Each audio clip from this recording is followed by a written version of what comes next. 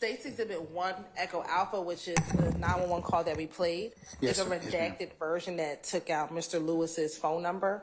The state, by agreement, we would like to introduce for the record States Exhibit 1 Echo Bravo, which is the full recording with the phone number.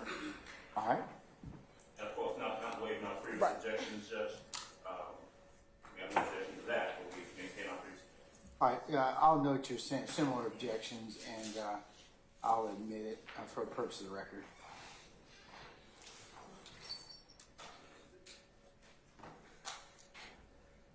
Okay.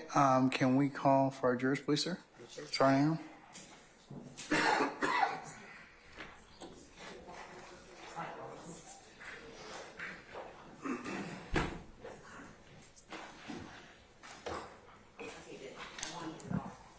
That takes something else.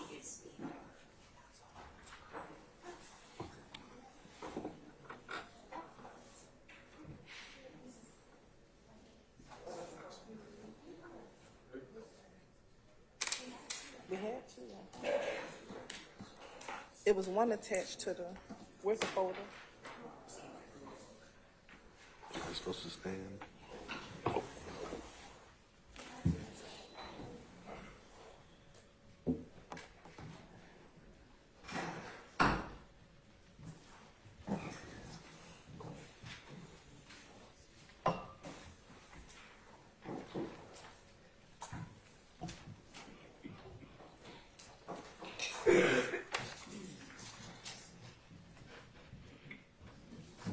Okay. I'll make a note of it.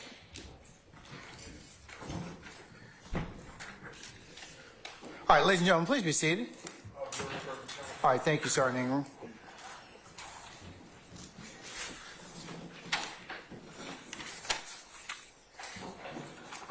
All right, Ms. Hilton, did you and your colleagues from the defense have an opportunity to take a look at the exhibits that you're about to show the witness?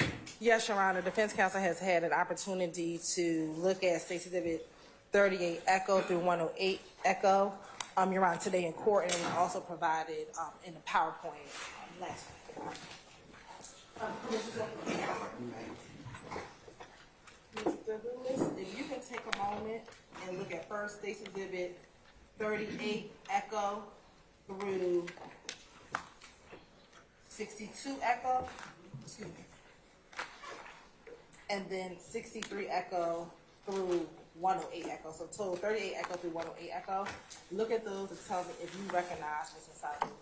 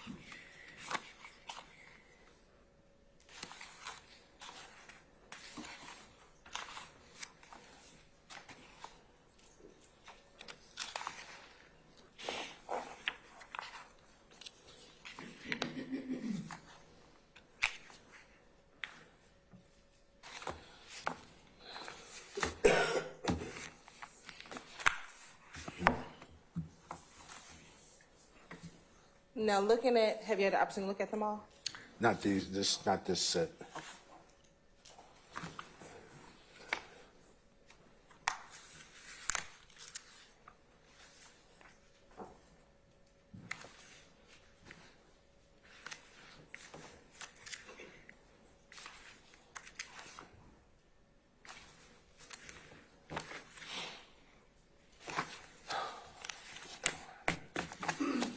Now, looking at State's Exhibit 38 Echo through 108 Echo, do you recognize what's contained in those exhibits? Yes, I do. And how do you recognize what's contained in State's Exhibit 38 Echo through 108 Echo? That's my bus.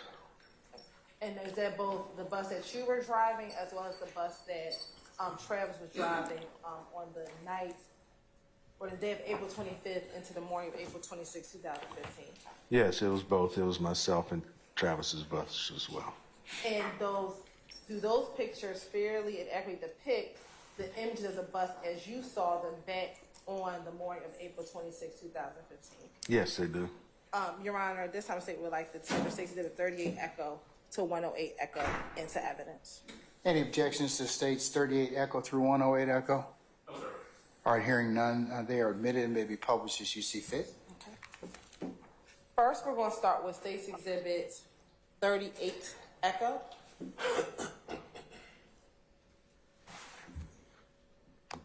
And looking at 39 and 40 Echo. Whose bus is contained within 38 Echo, 39 and 40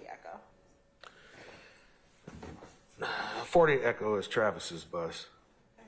And is that the studio bus? Yes, it is. And I know we've been using that term studio. What does a studio bus mean? Instead of having a big bed in the back, a king-size bed, there is a studio actually built back there. And when you say studio, you mean like a music studio? Yes. Okay.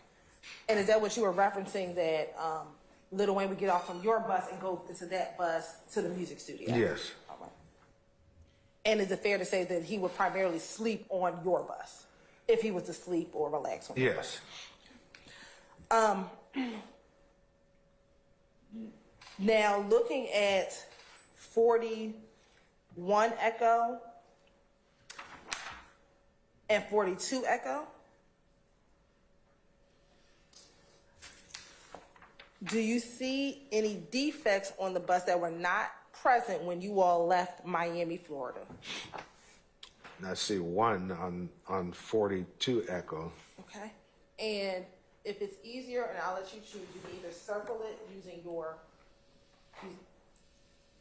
using the computer screen. Right. Okay. Now let's go to 43 Echo.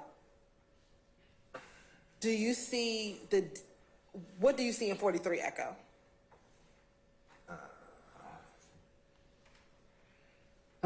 Boy, Jesus.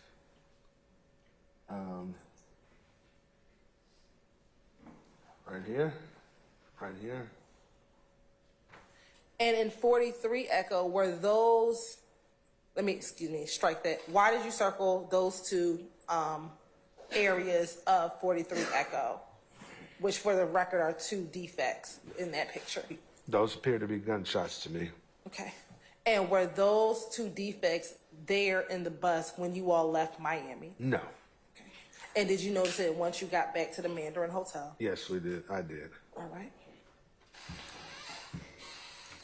And looking at now 44 Echo, is that a close-up of that top bullet hole that we saw in 43 Echo? Yes. Okay. Now I'd like for us to go to 45 Echo.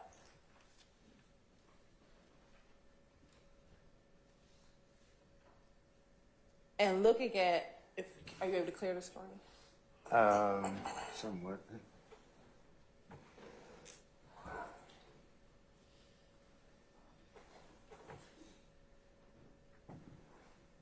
Yeah.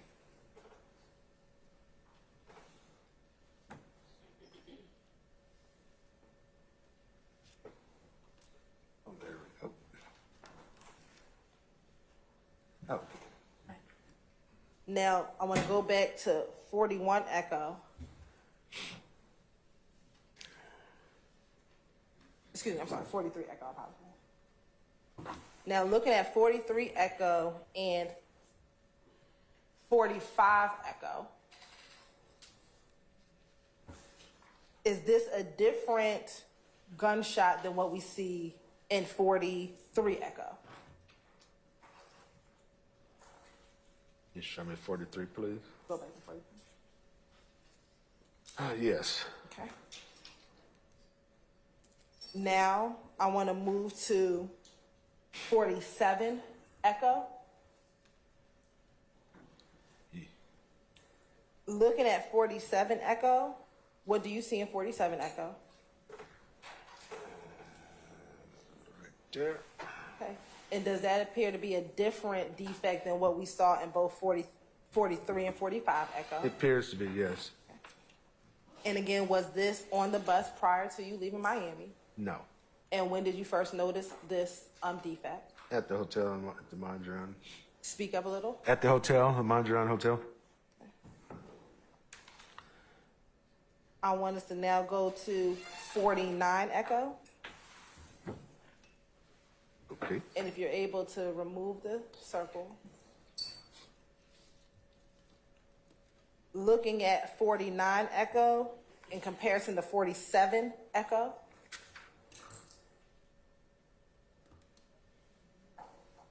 And now going back to 49 Echo. Is that the same as what we saw in 47 Echo? It appears to be different. And I'll go back to 47 Echo. Oh, okay. One's just highlighted. Seems like to me. And looking back at 49. Is that a different part of the bus based upon where? Yes, 47? it is. Yes. And again, was that defect there prior to you leaving Miami? Nope. And did you see it after you returned back to the Mandarin Hotel? Yes. Now looking at 51 Echo. Looking at 51 Echo. And going back to 47 and 49 Echo.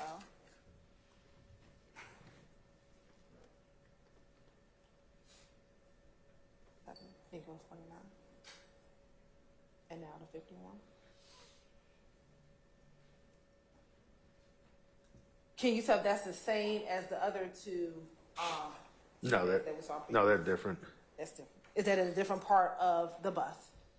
Same part. This is in the Bay Area, the bays where they store the luggage, and the other one's right in the sidewall.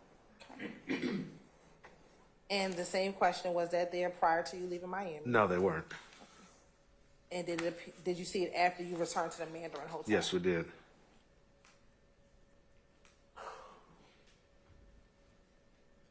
And then looking at 53 Echo.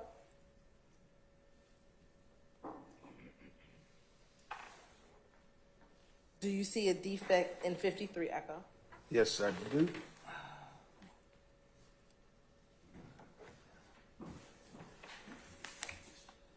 And I want to go back to 43 Echo.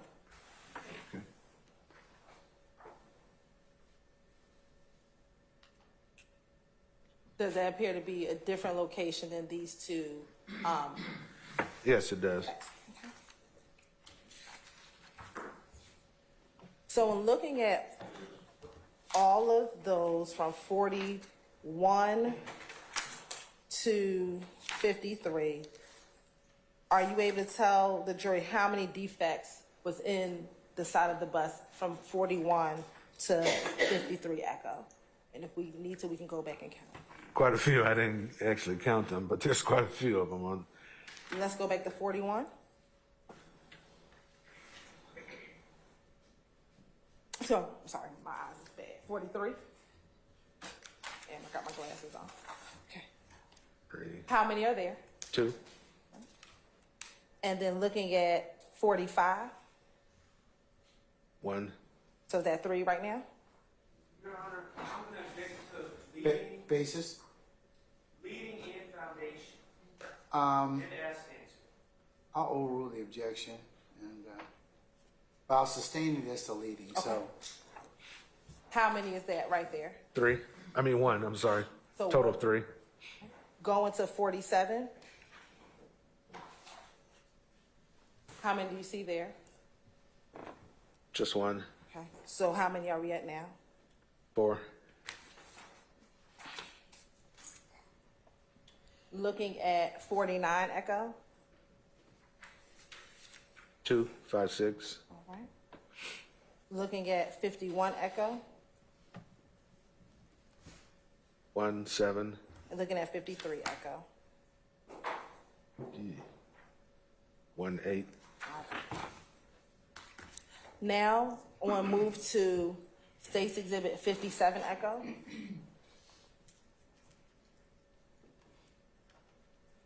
And let me ask you this while we're looking at 57 Echo. At the time, do you know how many people were on the studio bus at the time outside of Travis? No, I don't. I'm not sure. Do you know Travis was on there by himself? No, he had a few people on board. I just don't know the head count. Okay. Looking at State's Exhibit 57 Echo, and I'm going to also look at 58, 59, 60, 61, and 62. What part of the bus is that area that we're looking at between 57 and 62 Echo? It's the Bay Area where they stored luggage.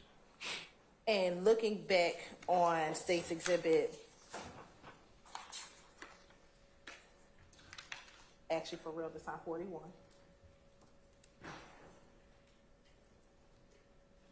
If you could just show the jury, what would be considered the Bay Area of the bus? The Bay Area runs these 3 doors right, well, actually on this one there'll be 2 doors. This bay here is a generator bay, so you don't use that bay, so it's just these the two forward bays.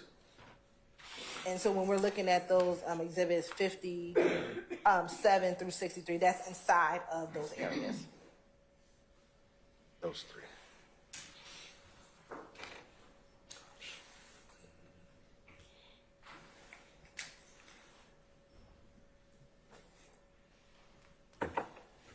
Now, looking at State's Exhibit 59 Echo, 60 Echo, and 61 Echo, do you know what that item is that's being depicted? Looks like a gunshot to me. It looks like a gunshot to you? Yes. Okay. All right. Now I want to go to 63 Echo. And looking at 63 Echo, what are we looking? What's depicted in 63 Echo? That's my bus. And now looking at 77 Echo. Oh boy. What are we looking at 77 Echo? The passenger side of my bus. And this is a little bit backwards, but in 76 Echo. Is that the same passenger side of your bus from a different angle? Yes, it is. Now I want to show you what's been marked as 66 Echo and 67 Echo.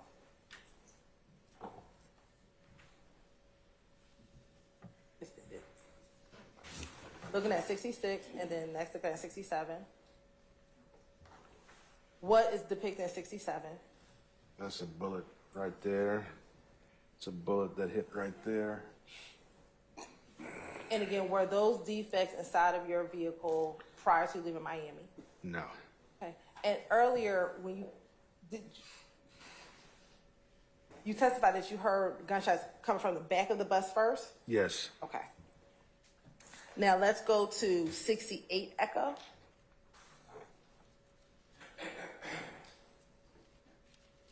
And 69 Echo.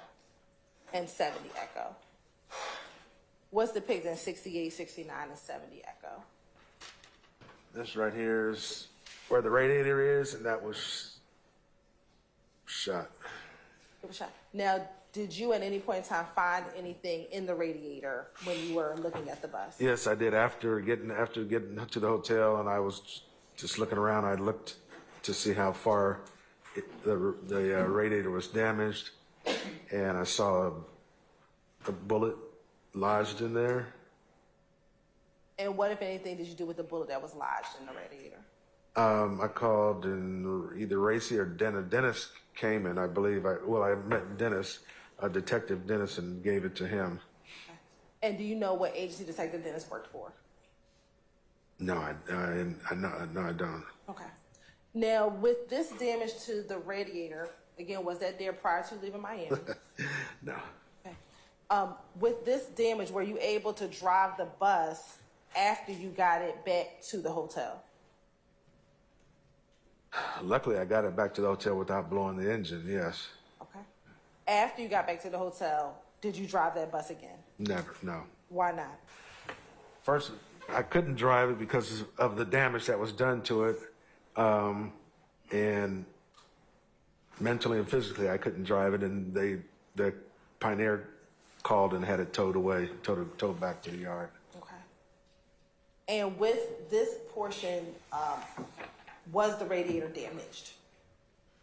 Yes, very, very much so. All right. Moving to State's Exhibit 77, Echo.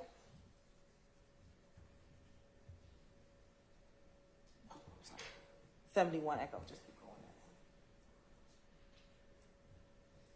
What is depicted in 71 Echo, 75 Echo, 73 Echo, and 74 Echo?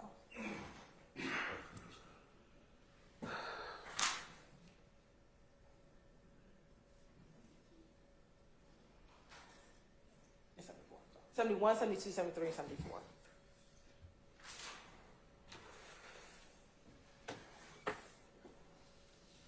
This right here is the bullet that shattered my driver's window. That's where the bullet hit that shattered my my rearview mirror.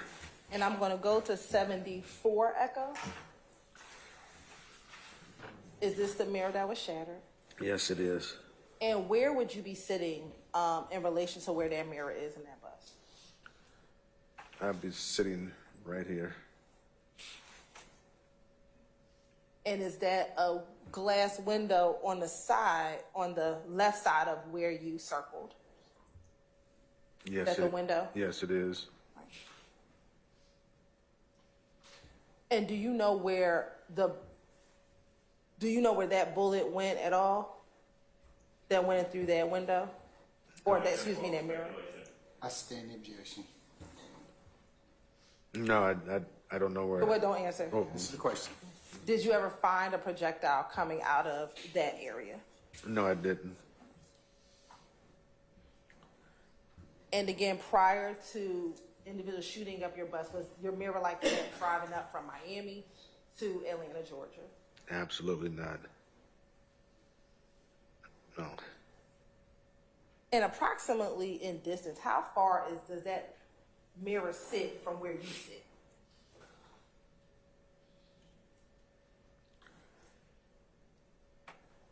I can reach out and touch it, so I would say, then reach out and grab it. I would say it was, 2 feet?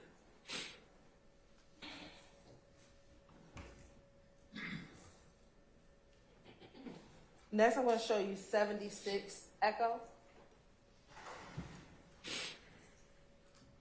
And 78 Echo, I apologize. And 79 Echo. Yes, thank you. Looking at 78 Echo and 79 Echo, if you describe it for the jury, what are we seeing in both 78 Echo and 79 Echo? 78 Echo is the entryway to the bus. And then 79 Echo? 79 is the interior of the bus. Okay. And is that a similar interior to what we discussed earlier on the demonstrative regarding the layout of the inside of that bus? Yes, it is. And in that area, is that the living room area as we discussed earlier with the demonstrative portion of Yes, it those is. pictures? Now, when on this night or on this morning, were there people sitting in this area of the bus? Do you recall? There's a curtain that closes, and the curtain was closed, so I don't know exactly who was sitting where. But yeah, they were all gathered up here.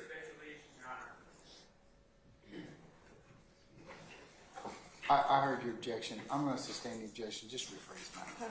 From where you were sitting, from where you're sitting on the bus, can you hear people behind you? Yes. And can you hear people who are in the distance, all the way in the back of the bus, all the way up to the front of the bus? It's air pressure. The buses are usually air pressure, to where you can't really hear too much back there. Okay. Now, looking at State's Exhibit 88 Echo, and then the next one 75 Echo. Looking at 88 Echo, are you able to tell the jury where on the bus is 88 Echo? This is the side of the bus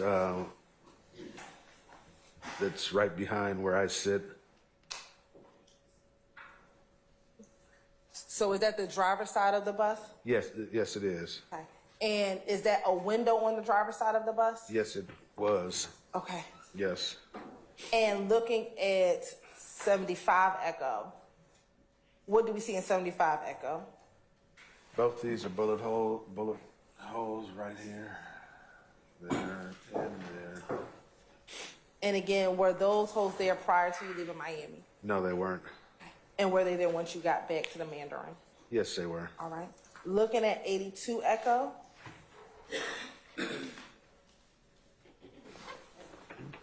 And looking at 83 Echo.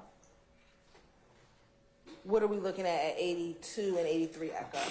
More bullet holes. Okay. Is that in the inside of the same glass we were just looking at? Yes. And now looking at 80 Echo and 81 Echo.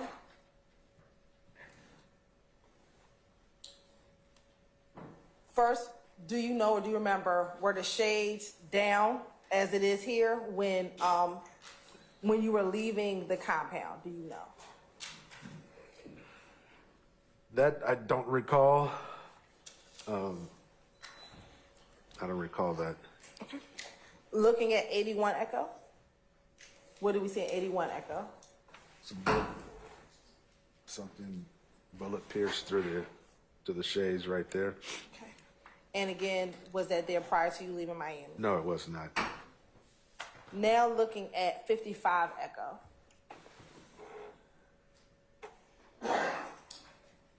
Sorry, this slide 55. 84 Echo, I apologize. Looking at 84 Echo and looking at 85 Echo.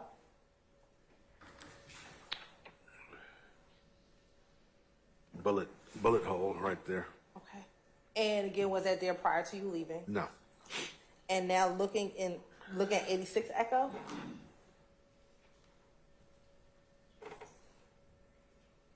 Big old bullet hole right there. Are you able to tell if that's the inside of the door that we were just looking at? Yes, it is. All right. And looking at 87 Echo.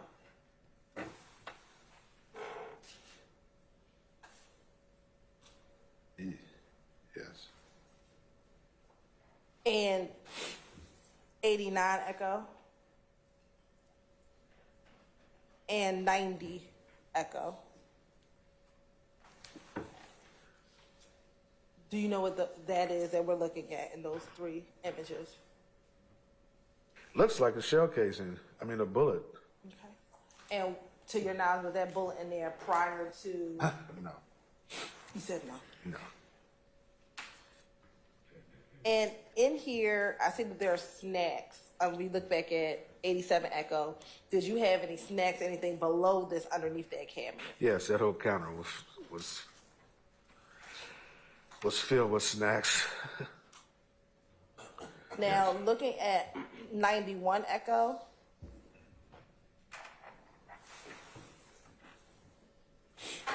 And I want to look at 92 Echo. Going back to 91, what area are we looking at in 91 Echo? That's the kitchen. This is a refrigerator. This is the bathroom right here. And these are the bunks right back here on both sides. And is that similar to the bunks that we were talking about earlier in the other photo? Yes, All right. exactly. And just flipping through very quickly, 92 through 97 Echo. Yes.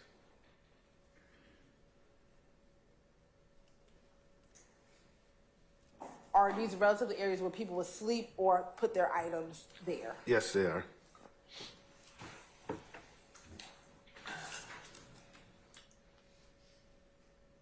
Now looking at 100 Echo,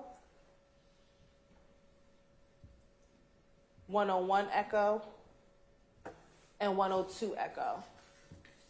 Do you notice anything in those three images? Yeah, right here. It's right here and right there. Appears to be pierced by a bullet. And as I've asked before, was there anything you noticed prior to you picking up Lil Wayne and prior to this shooting? No, You had those defects? that you no, noticed? they weren't. No, not at all. And then just going very quickly through 103 through 108.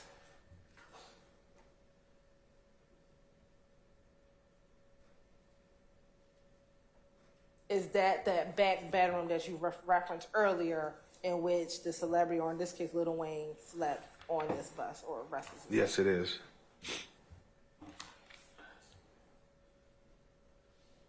Now, we talked about the bullet or the projectile that you found in the radiator that you gave to Dennis.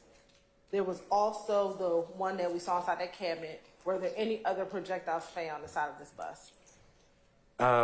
Once it got back to Madison, the shop supervisor said that he found I sustain the objection. Well, don't Hold up. Sustain the objection. Do you know if a projectile was given, once you got back, given to any detectives? That would go for hearsay, not object. I sustain the objection.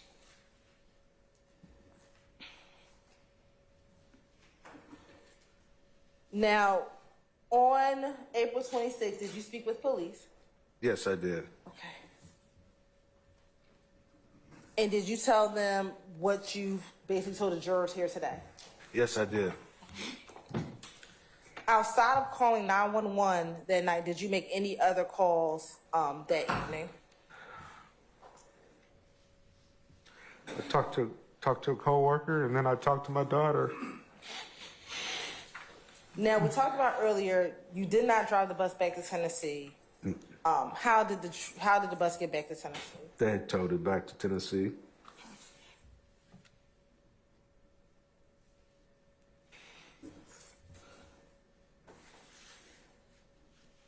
Now, was Atlanta the last stop for that tour? To my knowledge, no. Okay. Did you go on any other tour stops after April 26th for that particular tour? Objection, relevance. I'll overrule the objection. Overrule, sir. Why didn't you go into the other portion of that tour? I was done that night. That was it for me. In all of your years of driving as a tour bus operator, had anything like this ever happened? Objection, as for relevance. I sustain that objection.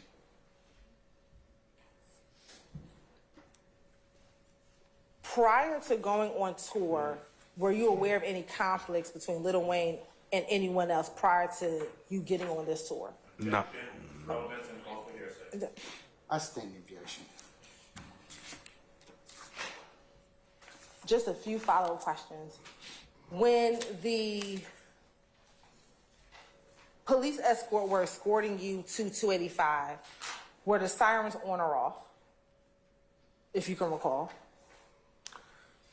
That I don't recall. Do you remember if the lights were on or off? Yes, they definitely were. Lights were definitely on? Yes. Okay.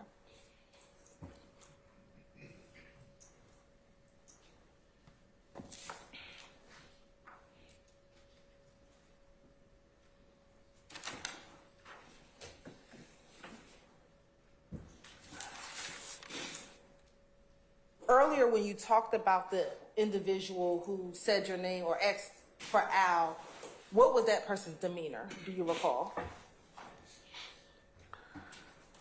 I didn't pay too much attention to it. They were kind of aggressively asking, and I just ignored it. Okay. What about, did you notice anything about the demeanor about the person who was kind of the other person who was walking around the bus? No, they seemed like they were just up to doing something. I sustain the objection.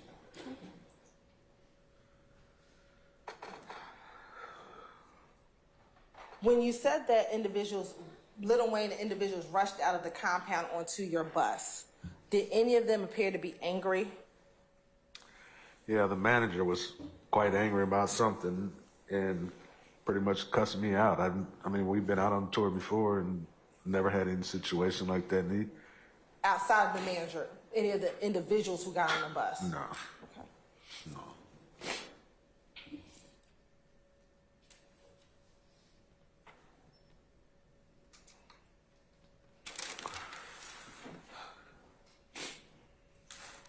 As you all were being escorted to 285 with the police escort, did anyone on the bus appear upset or angry prior to the shooting occurring? I didn't pay attention. I was focused on the escort. Okay.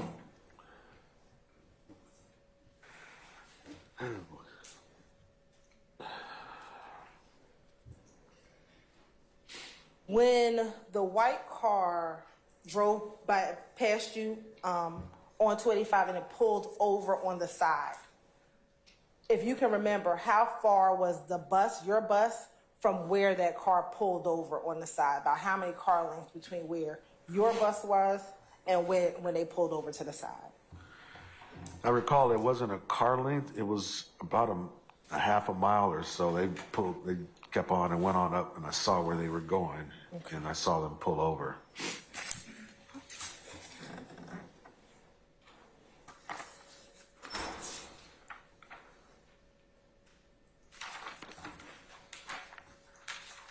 Course indulgence for a moment. Yes, ma'am.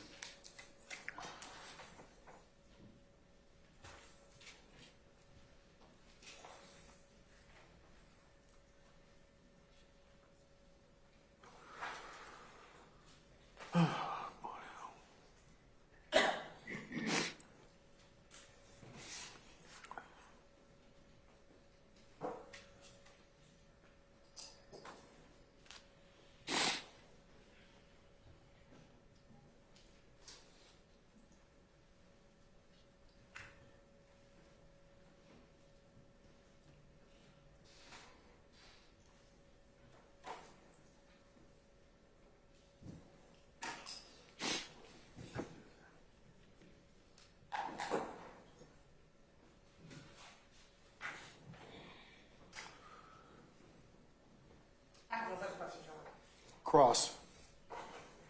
Mr. Sharp?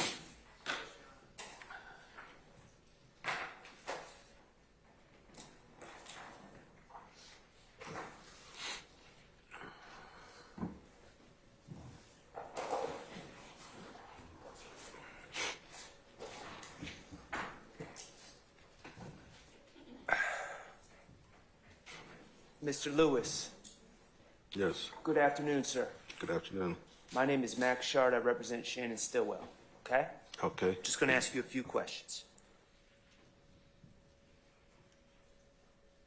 The bus that you were driving, Lil Wayne's security was on that bus, correct? Yes, And that man's name is James Mulvey, correct? I know him as Jim. That's what I know him as. You know him as Jim? Yes, Okay. On direct, you testified that you were the only person who spoke to police that night. Jim, in fact, spoke to police that night as well, correct? I believe so. I'm not sure. Okay. I can't say yes or no. Okay.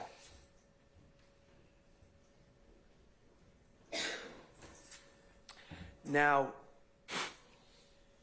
we heard your 911 tape, the 911 call, and you also gave a statement to the police that night at the hotel, correct? Yes, I did. Okay, and you were willing to cooperate with the police, correct?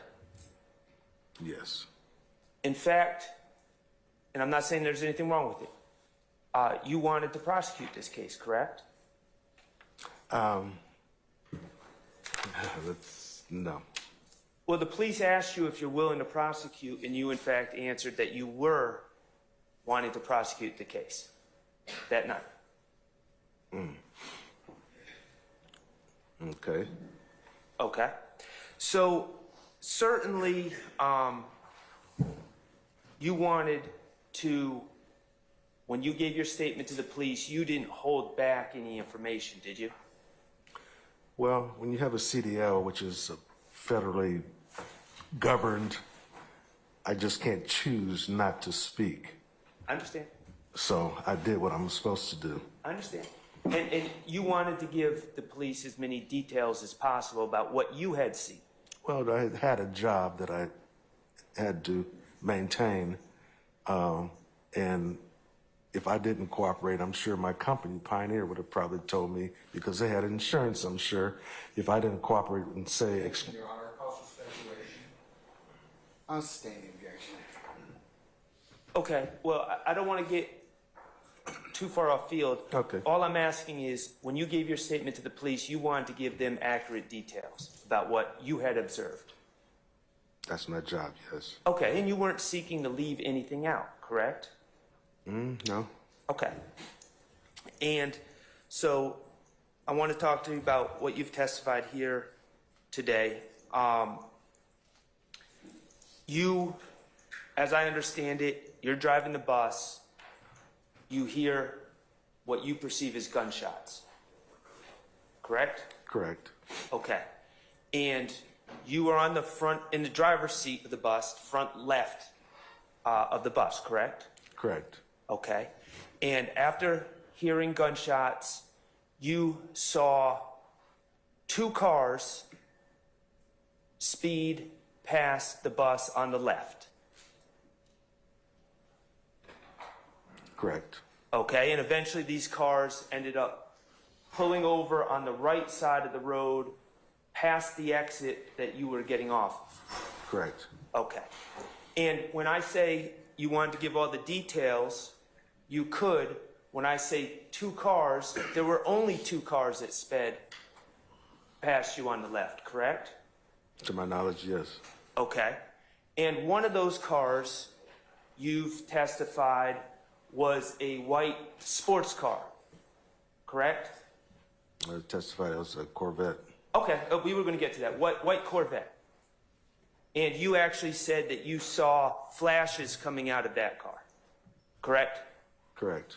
Okay. And the second car behind the white Corvette, I want to talk to you about that car. That was a white truck, correct? Yes.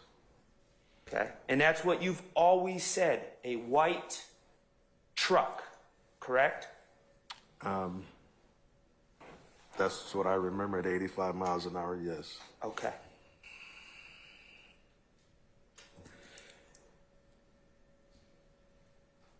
And those were, to the best of your recollection, the only two cars that you saw pass the bus, correct? Correct.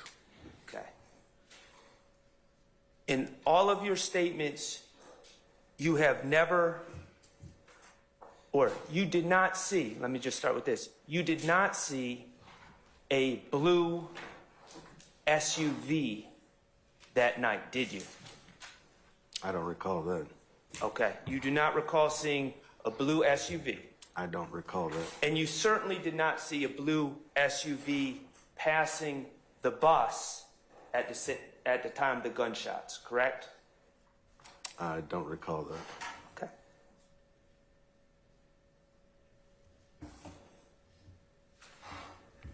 Beg the court's indulgence. Yes, sir.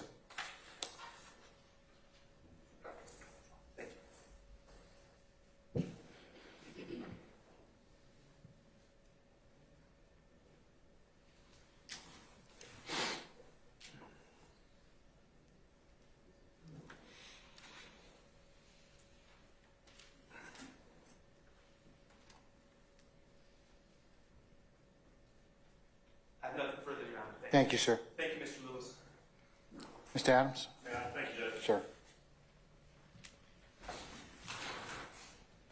Mr. Lewis, good afternoon, sir. Good afternoon. Good afternoon. My name is Keith Adams, and I represent Jeffery Williams. You don't know Jeffery Williams, do you? No. He is, however, someone who is named in your lawsuit that you have filed. Is that correct? Yes, it is. Okay, so you are, as you sit here, you are a witness in this criminal case, true? Yes. You've been subpoenaed as a witness to come in and testify. I've been subpoenaed, yes. Right. And you are also the plaintiff in a lawsuit that you have brought against Jeffery Williams, right? Yes. Let's see, Brian Birdman Williams, correct? Correct. Cash Money Records, right? Correct. Young Money Records, right? Correct. Let's see, Jimmy Carlton Winfrey, correct? Correct.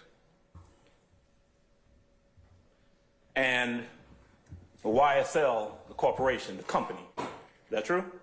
That's true. Okay. You have brought that suit, and you are in fact suing those individuals based on the incident that occurred on April 26th of 2015. Is that right? That's right. All right.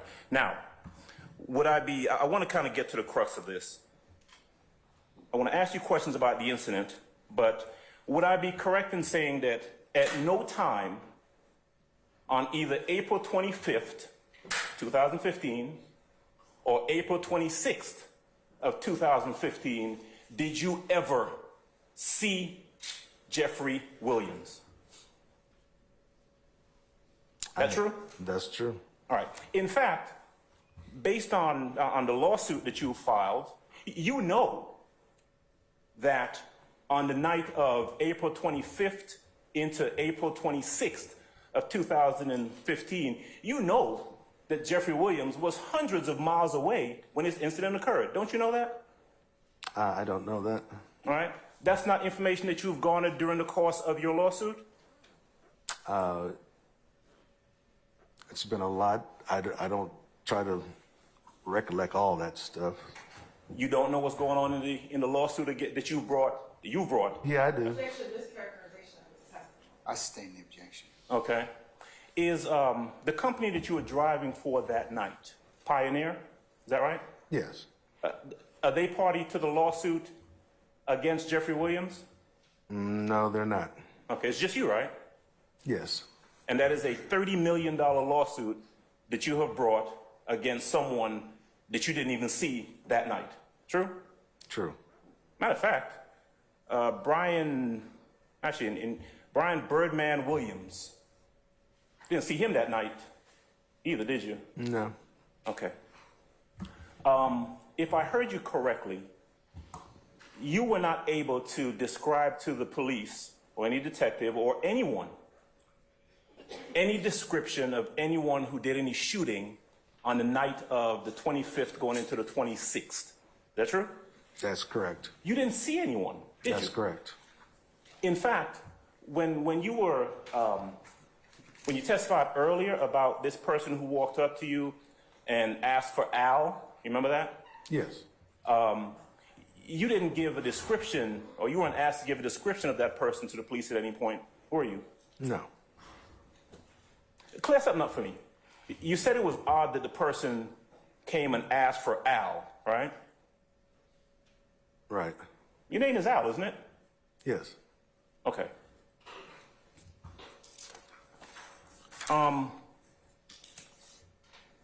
And today is not the first time that you have been called upon to give testimony about the incident of the 25th and 26th. Is that true? This is the first time I called to testify, yes. Have you had a deposition as part of your $30 million lawsuit Yes, against I have. Mr. Williams? Yes, I have. Okay. And in that deposition, you were asked questions by attorneys, correct? Correct. And you were asked to recount the incidents or the incident on the 25th going into the 26th. Is that true? Yes. All right. And you were able to recount and give them as many details as you could remember from that night. As I remember, yes. All right. Now, this is 2015, or the incident was 2015.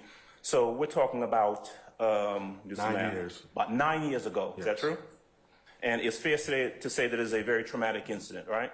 Very much so. So much so, I mean, obviously, I've noticed that you've been upset, and you were crying on, you were upset, I understand, as you've been testifying about this, isn't that right? Yes, it is. All right. Now, the 911 call that we heard a little bit earlier, true to say, that was you on that 911 call, right? Yes. And you were able to hold it together. You were very calm when you were making that 911 call, true? True. You were able to give whatever details you gave during that 911 call very calmly while the bus was being shot at, right? Yes. Okay. And I heard, you tell me if you heard the same thing, on the 911 call, when you were given the description about this white car and a white truck, there was someone in the background who was kind of telling you, yeah, it was a white car or something like that. Do you remember hearing that? Yes. Okay. Who was that person that was talking to you at that time? Probably was Jim. Probably? He was the one next to me. There was like 12 people on the bus, so I'm not sure who was the one behind me in my ear, but it probably was Jim, which was next to me. That would be James Mulvey, right? I don't know his name. I know him from Jim. I don't know his full name. Okay, Jim, though, is the person that we've described as the security guy, right? Yes. He is Lil Wayne's security person. Yes. Okay, now, so we hear who you think is Jim talking to you, giving a description of a car, right? Yes. Okay, now, and we heard your 911 call. What about Dwayne Carter, Lil Wayne? Where was he when this was going on? Objection made when what was going on? All I right, sustain the objection. You can rephrase, sir. I will, thank you. When the shooting was going on or when you were making that 911 call, where was Lil Wayne? He was somewhere on the bus. The curtain was drawn. I can't look behind myself and dodge bullets. So I don't know. That was not my concern at the time. My concern was to make sure that the bus was safe, so everybody would be safe. Do you know whether or not he called 911 at any time while this incident was taking place? Do you know? That Wayne did? Yes, sir. I don't know that. Okay. Let me jump back a little bit, okay? Because I heard you say that you drove from Miami to Atlanta on the night of the 25th, or the day of the 25th, true? Yes. Okay. So you drive to Atlanta, and instead of going to the Mandarin Hotel, because you guys had been on the road for 9.5 hours and it was almost time to be at the club, you went directly to the club. Yes. Okay. You park the vehicle. Mr. Carter, Lil Wayne gets off, and he ends up going inside of the club, the compound, right? Yes. Okay. You are out there for a while. I think you said an hour to an hour and a half. Did I get that correct? Yeah, a few hours, yes. Okay. And essentially, you're waiting for Lil Wayne to get done, right? Right. I heard you describe the scene out there as you said there were all sorts of people out there on the road, on the street. Is that right? Outside the club. Yes. It was pretty crowded. Yes. There were a lot of people. All right? Right. And at some point, you got out and you kind of did a walk around at the bus before Lil Wayne came back to the bus. Is that right? That's right. Now, as you do that walk around, that's when this guy comes up to you and asks about Al. Is that correct? Yes. All right. And he was by himself.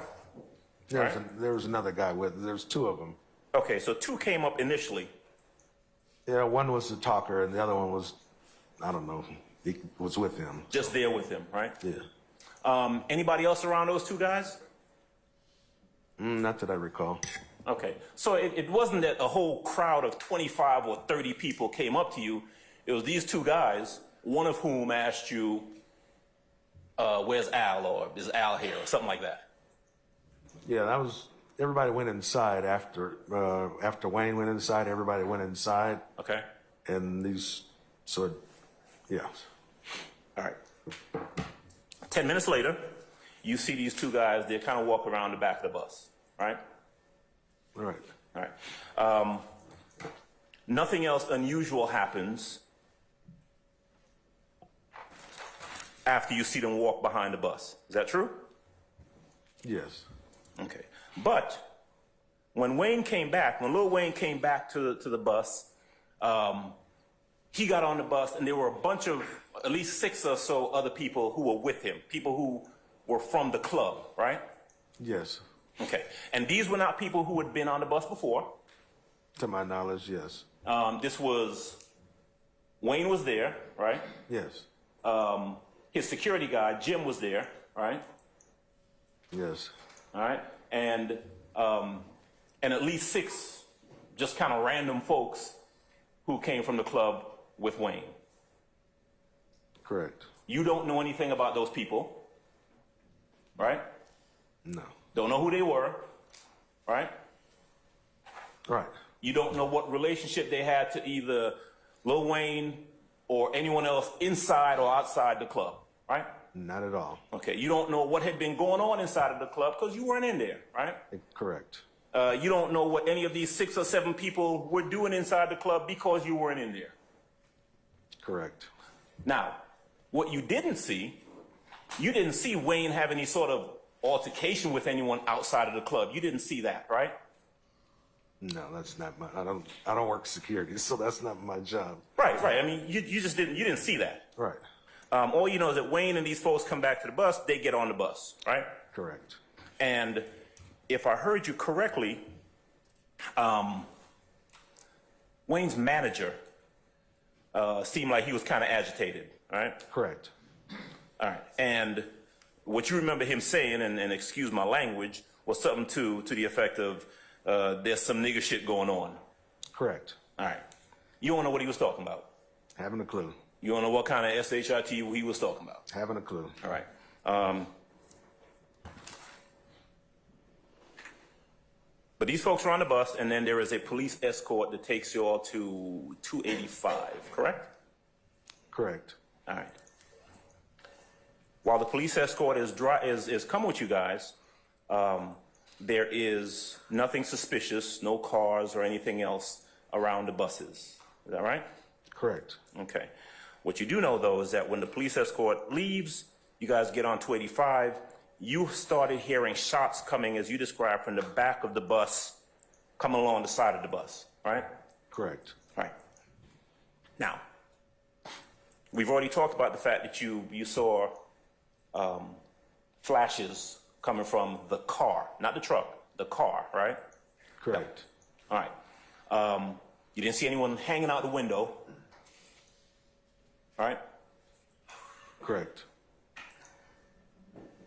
You didn't hear anyone saying anything, right? Correct.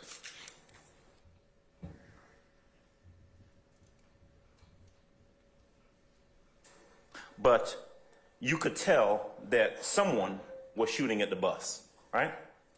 Correct. Because you could hear it. Correct.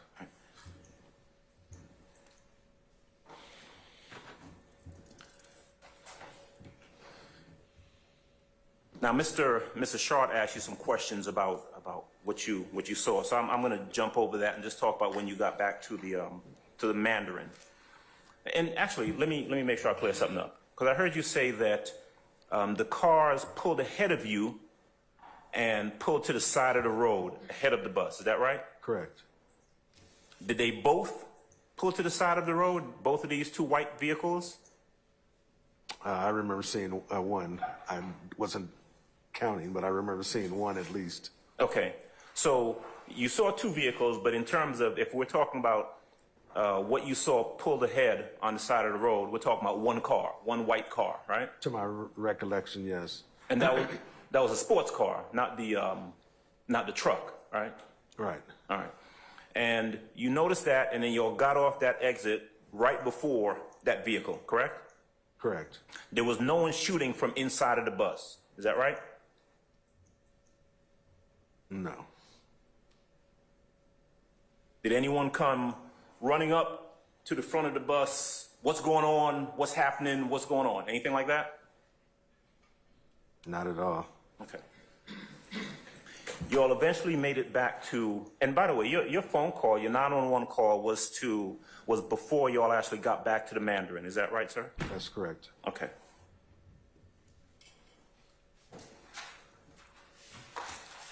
And then, as you told Mr. Short a little bit earlier, when you get back to the Mandarin Hotel, the police were there and you had an opportunity to talk to them. Correct. Tell me, where did Lil Wayne, I presume he got off the bus when you all got back to the Mandarin, right? Correct. Where did he go? Haven't a clue. What about Jim Mulvey? Where did he go? Haven't a clue. What about the 6 or 7 or so people who were on the bus, who would have been on the bus when the shooting occurred and potentially been able to describe something to the police? Where did they go? Haven't a clue. Okay.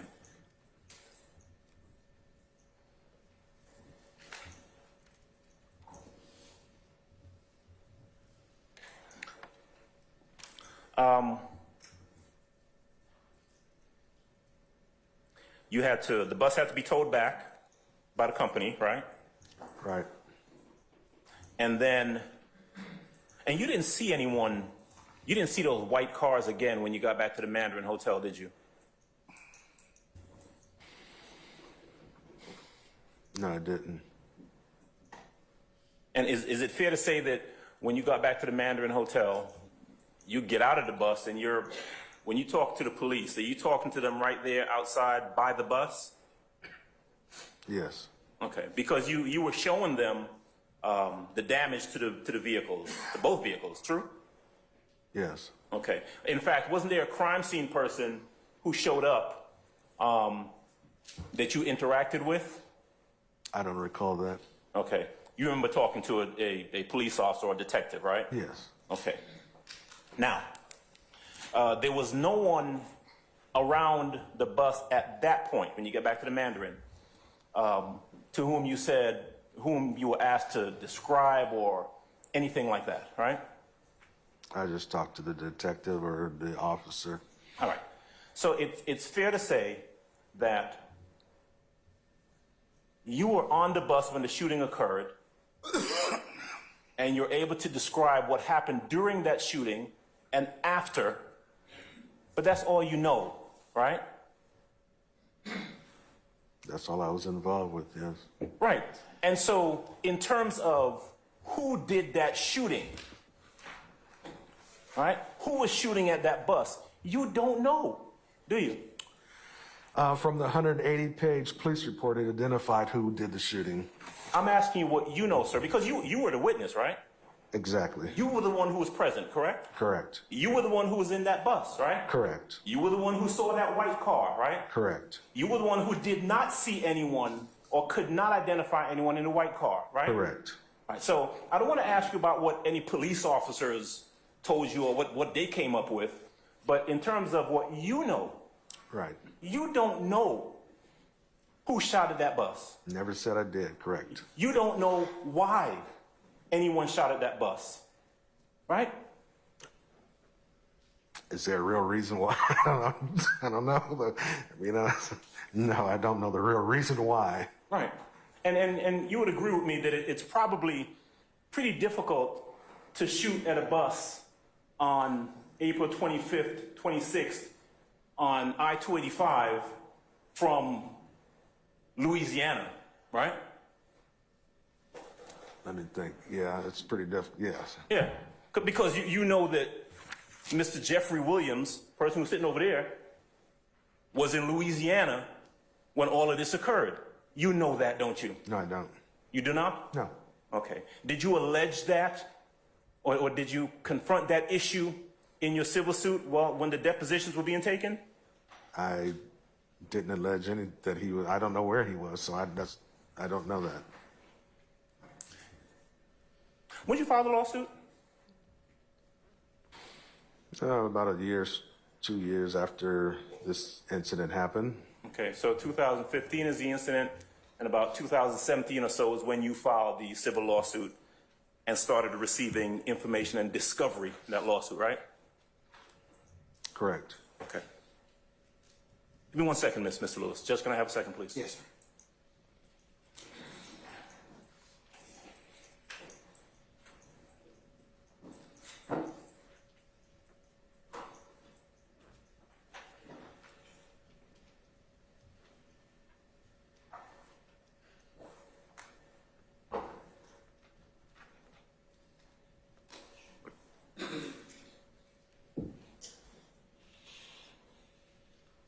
Judge, thanks. That's all I have. Yes, sir. Thank you. Any further questions? All right, Mr. Matthews.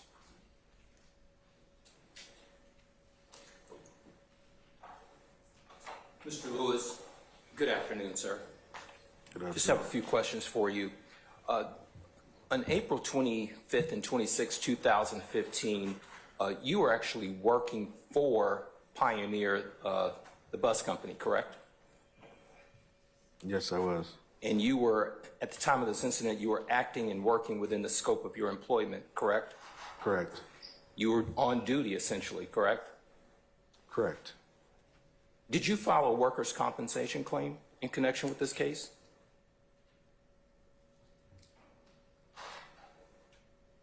I don't recall that. I don't recall this. Okay.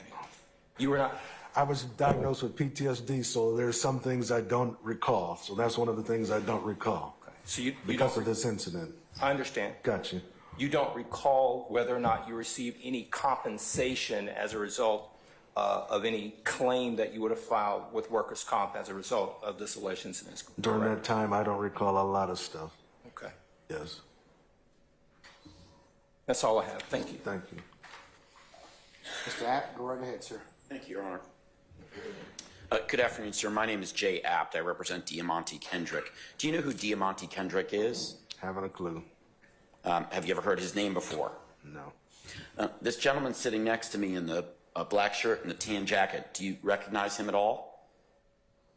No. No? Do you have any knowledge that Diamante Kendrick was in any way related to the incident you've described? I haven't a clue about that. Okay, thank you. No other questions. All right, anybody else? Any redirect?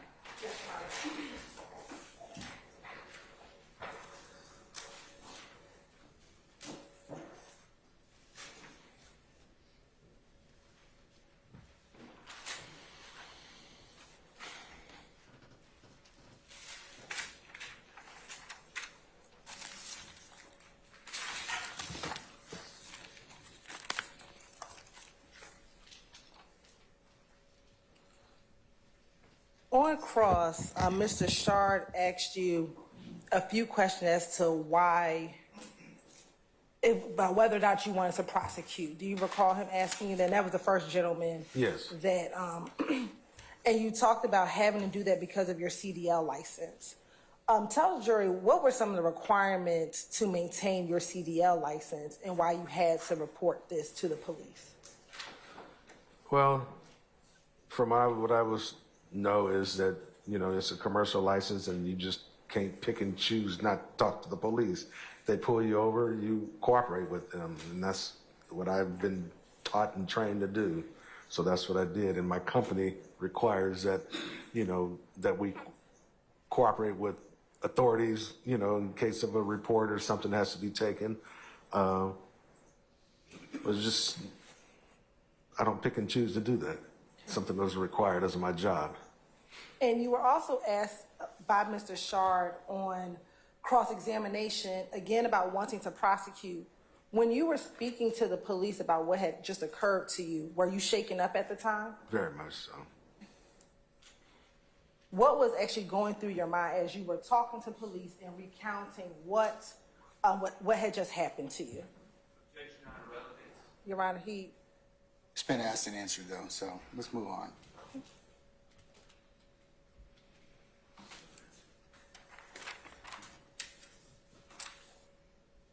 Mr. Adams asked you a number of questions about your lawsuit. Do you recall that line of questioning? Yes, I do. And he asked you, did you see Jeffery Williams that night? Do you recall him asking you that? Yes. He also asked you, did you see Birdman that evening? Do you Yes. recall him asking you that?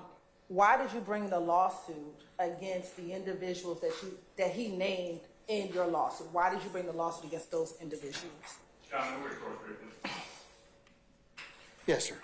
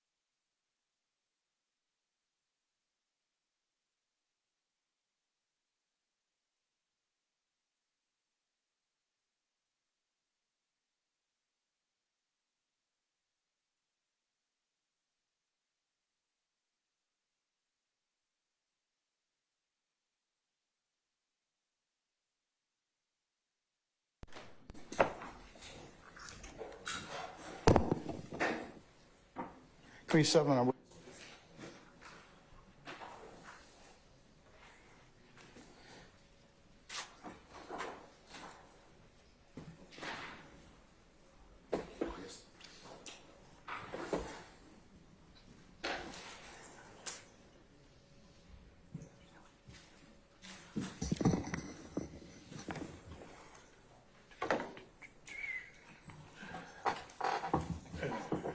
Are you ready now? Yes, thank you, Your Honor.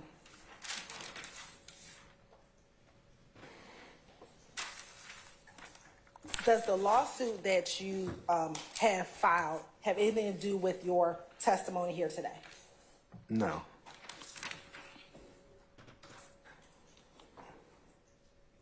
The person of Jimmy Winfrey, are you familiar with that name? I've heard that name. Okay. Did you see that person named Jimmy Winfrey on the night that this occurred? I don't know. No. Okay. Did you hear of that individual prior to this incident happening to you?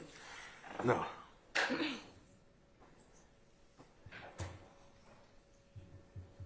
And Mr. Adams asked you about Jimmy Winfrey. Is he a person named in your indictment? Mean your lawsuit? Excuse me, in your lawsuit. I'm sorry. Thank you. Yes.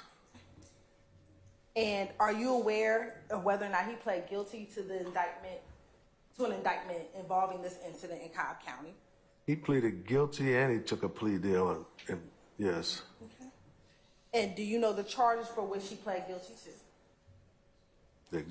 For shooting that, he was the one that shot at the bus, as far as I sustain the objection. I'm gonna ask you, do you know the charges, not why he pled, but do you know the charges that he pled to? I think. I sustain the objection.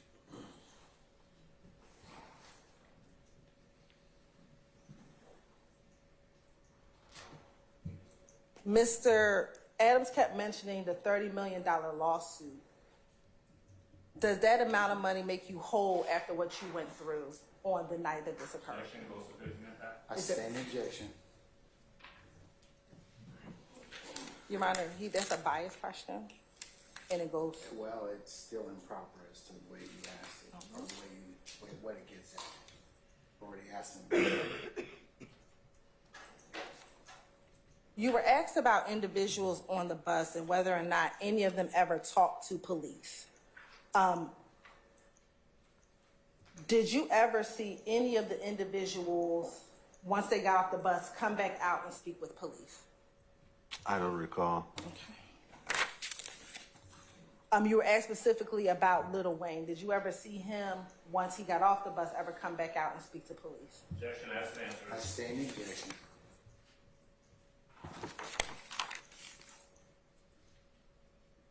While you were speaking with police, did you pay attention to what was happening on the street behind you or in front of you while you were talking to the police? No. So to your knowledge, do you know if any cars appeared at the hotel while you were speaking to the police? I sustain the question as a form. When you were speaking to the police, do you know if any vehicles came to the hotel while you were speaking to the police? That I don't recall. That you don't recall. Okay.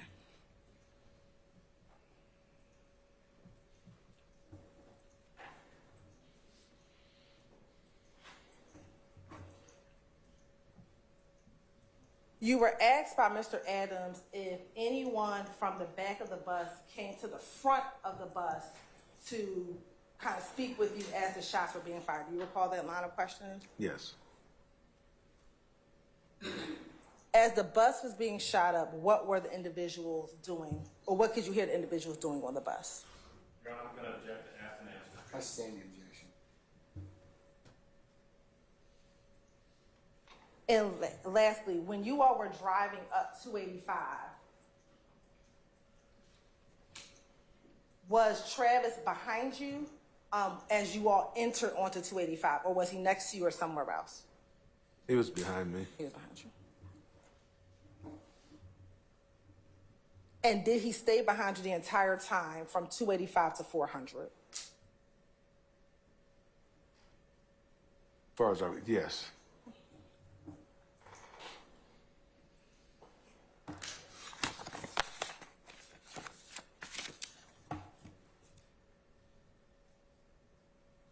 And have you ever seen the indictment to which Mr. Winfrey pled to? I don't recall that. You don't recall? All right. Court's indulgence? Yes, ma'am.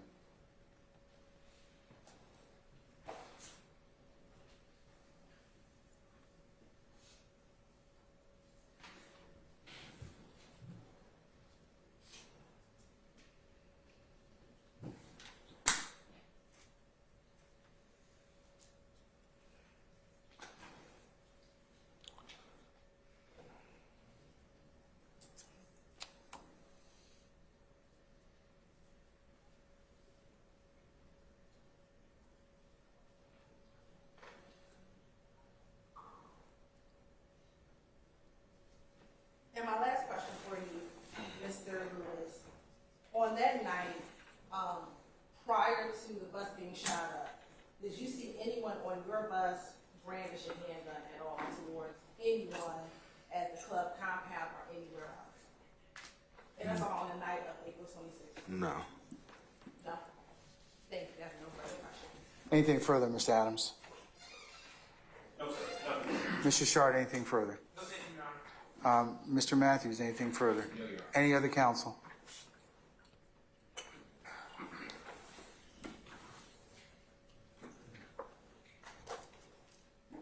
All right, may Mr. Lewis be permanently temporary excused as a witness? Yes, he will be permanently excused. All right, Mr. Lewis? Yes. Over here. I'm going to permanently excuse you as a witness. You're free to go about your duties and avocations. Just don't discuss the testimony of anybody except the attorneys in this case, and we thank you for your patience with us, okay? Thank you. All right, thank you, sir.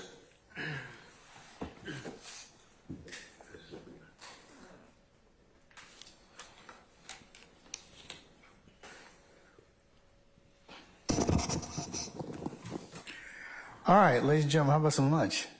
All right, excellent. Okay, we're going to go ahead and take lunch at this point in time. It's a little about almost 5 after 1. Why don't we be in recess until about 2:30? Okay, and then we'll go ahead and see where the rest of the afternoon leads us. All right? Okay. All right. All rise for our jurors.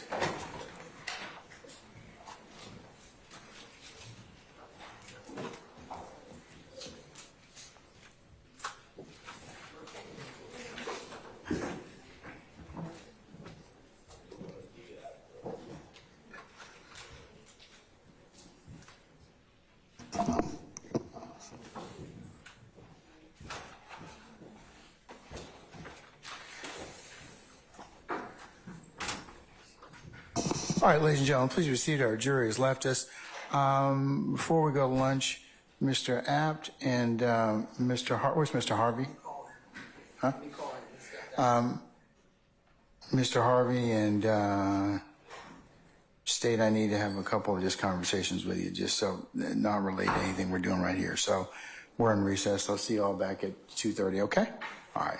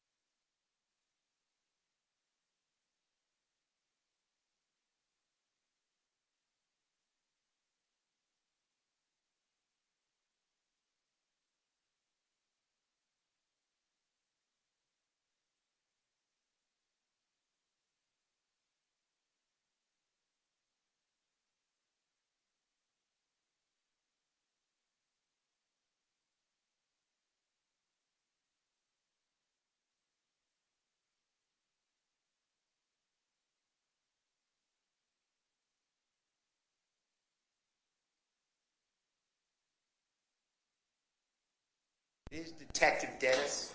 I assume that's who's coming next. Then I have a motion still on exhibits that have not been fulfilled. And I'm also objecting to him being qualified as an expert just to rehash what Detective Belknap testified to and Detective Gaither, testified to. So I just want to alert you. Okay. Yes. Your Honor, so at this point, the purpose for Detective Dennis's testimony, we will obviously get into his background, but we will not be, he will be a fact witness at this time. Okay. All right. What about the exhibits that? We won't be using the ones that he has objections to. Okay. All right. All right. Well, that satisfies that inquiry for the time being. Sorry to let you down. We'll deal with it when they come up, sir. Mr. Short. Okay. All right. Your Honor, I've spoke to Ms. Love, and she indicated to me that the video of my client that was the subject of litigation, the game video in the car. Sure. Okay. It won't be coming in today. I would like to be heard regarding possible limiting instructions and the like before it gets to the point of that being admitted into evidence over my objection, of course. But I was told that wasn't happening today. I just wanted to put that on your radar. Okay. So you're following still with the same objections you have to that particular video, but now you'd like to ask me about some limiting instructions on that? Yes, if it's going to be admitted, which Your Honor seemed to indicate it would, my understanding is the basis is to show association, and I would ask if that's the purpose of the video, to show association, that a limiting instruction be given to the jury that they should consider the video only as regards to association of my client, Mr. Stillwell, with other individuals in the video, as opposed to, because as I've been clear, there's great prejudice in the video, and there's great bad character evidence, and there's propensity evidence. So, okay, we talked about that already, but I think that the state's offering it for a number of purposes, not just to show Right. association, but they've got a few other things. So it might be better for me to deal with that as a jury charge, but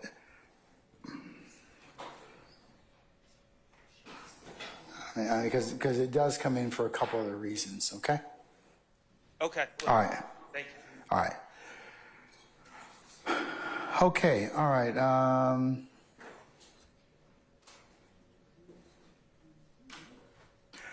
All right, Ms. Love, are you ready, ma'am? Yes, Your Honor. Okay, all right. Sergeant, summon our jurors, please.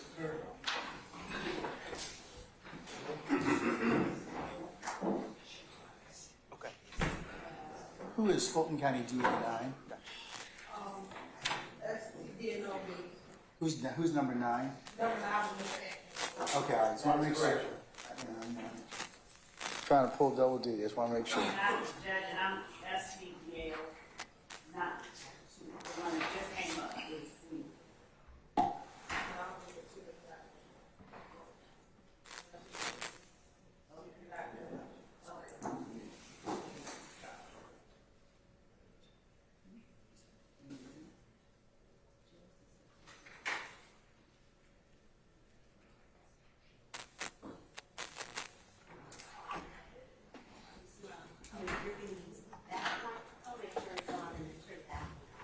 Turn that one off. Okay.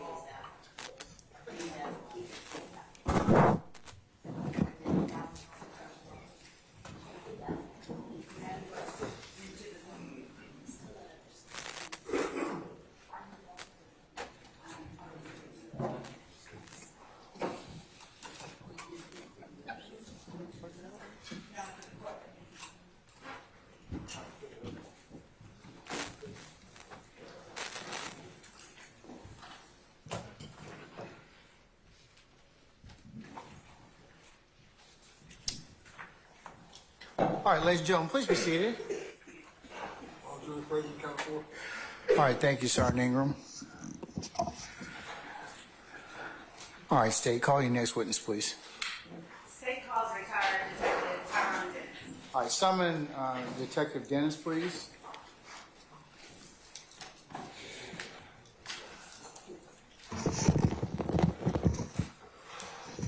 All right, Detective Dennis, good afternoon, sir.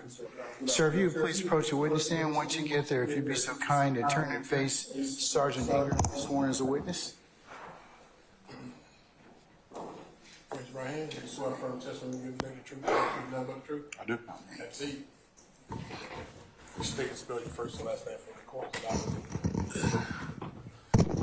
My name is Tyrone Dennis, Tyrone, last name Dennis, Dennis. Good afternoon, sir. How are you? Good afternoon, how are you? I'm well, thank you. Would you please tell the jury, and if I'm not speaking loudly enough, if you're someone, just let me know. Would you please tell the jury where it is that you're currently working? I currently work as the Director of School Safety for Rockwell School District back in St. Louis, Missouri. How long have you worked there? 4 years. And what do your responsibilities include as Director of School Safety for the Rockwell School District? Rockwood, I supervise 32 schools, supervise 17 police officers, report directly to the superintendent of the school district. Now, are you certified as a law enforcement officer in the state of Missouri? I am.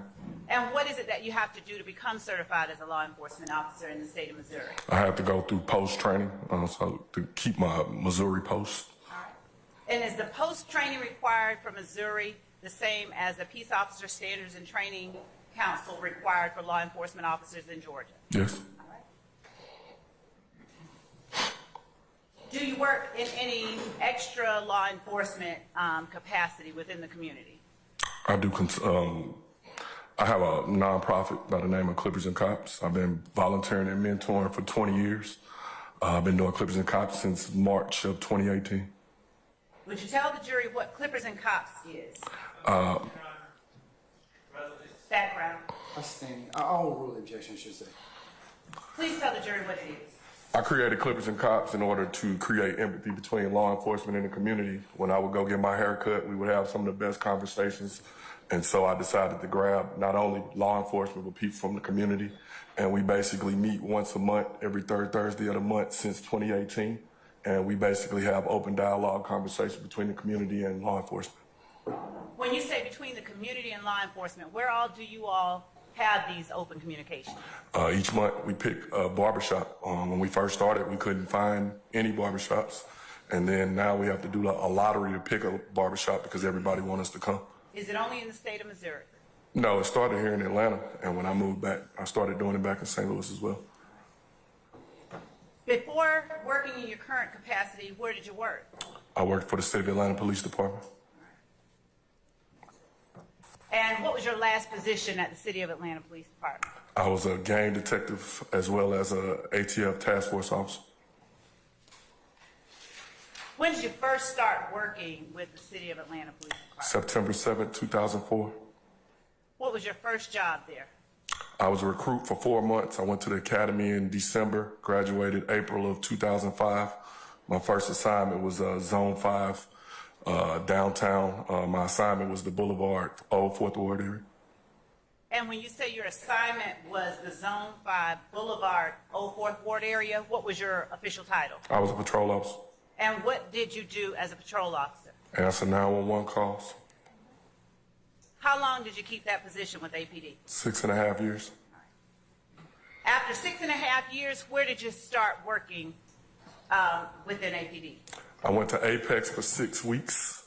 I then made detective and was assigned to the Zone 6 Criminal Investigations Division for about 1.5 years. Tell the jury what Apex is. Apex was the new unit they created after disbanding of Red Dog. And I went over as in an investigative capacity. And what types of crimes did you participate in investigating with Apex? Everything from it was a violent crimes unit, so everything from murder down. Okay. Now, you said you then were assigned as a CID detective, Criminal Correct. Investigations Division? Yes. All right. And you worked there for how long? About 1.5 years. What were your responsibilities as a criminal investigations detective? General crimes, everything from robberies, carjackings, fraud, you name it. Now, you said that you were also, did you say that you were also post-certified in Georgia while you worked as a law enforcement officer? The entire time. What did you have to do to be post-certified in Georgia? Every year we had to take the required hours at the police academy or training classes that they told us we had to take. What type of training classes did you take to maintain your post-certification? We had to qualify with our service weapon. We had to go to in-service. Slow down for me just a little bit. I'm sorry. Thank you. Go ahead. We had to qualify with our weapon each year. We had to take mandates, updates. If we got any type of updated training, that's when we would do it during in-service. What would happen if you had lost your certification, your post-certification during your time as a police officer? I would have either A, been put on the desk, or B, fired. Did you ever lose your post-certification? No. After you worked as a criminal investigations division detective for 1.5 years, where did you go within APD? I got sent to the gang unit. What year did you get sent to the gang unit? I think that was May of 2013 or something. Before May of 2013, would you tell the jury what, if any, experience you had had investigating criminal street gangs? I had no experience investigating criminal street gangs. How was it that you ended up in the gang unit without experience investigating criminal street gangs? I was voluntold to go. All right. Now, are you originally from Georgia? No, I'm born and raised in St. Louis. What part of St. Louis? I grew up in the Fountain Park, Hodemont Tracks neighborhood. Now, I need you to Fountain Park, Hodemont Tracks. Now I need you to spell that for our Madam Court reporter, please. Fountain, Fountain, Park, Park. The other part. Hodemont, Hodimont, Tracks, Tracks. Now, did you spend all of your formative years in that area? Yes. Did you go to high school there? Yes. When did you leave? When I left for college. And Hodemont Park. Hodemont Tracks. Hodemont Tracks. Please forgive me. Were there any gangs that you were aware of while you were coming up in Hodemont Tracks? Oral, sir. It's probably the worst, one of the worst areas in St. Louis. I grew up around gangs, dope, and guns. Now, did you personally know any persons who were members of gangs in St. Louis? Oh, yes. Oral, sir. And were they all, were they enemies, friends, family, or some combination? Where I grew up, I played sports, and I had to know the lay of the land. Some of the people I grew up with, some of my family members, gangs was a part of the culture. And did you ever become involved in gangs? I did not. How did you avoid it? Sports. Basically, my family, my older siblings wouldn't allow me to get involved in that. All right. Oh, I'll sustain that objection. Now, when you left Hodemont Tracks, where did you go? I went to Lakeland College in Mattoon, Illinois. And when you went there, did you have a particular major already picked out and in mind? I majored in criminal justice. Why did you major in criminal justice? Because I grew up around crime. I was kind of fluent. Okay. What did you want to do with the criminal justice degree? I want to go into the FBI. Did you graduate? I did. And what degree did you receive? I got an associate's in criminal justice. After graduation, what year did you graduate? First? 99. And after graduation, what did you do? I transferred to the University of North Alabama, where I double majored in criminal justice and sociology. Did you graduate from North Alabama? May of 02. And what degrees did you receive? A bachelor's of science in criminal justice and sociology.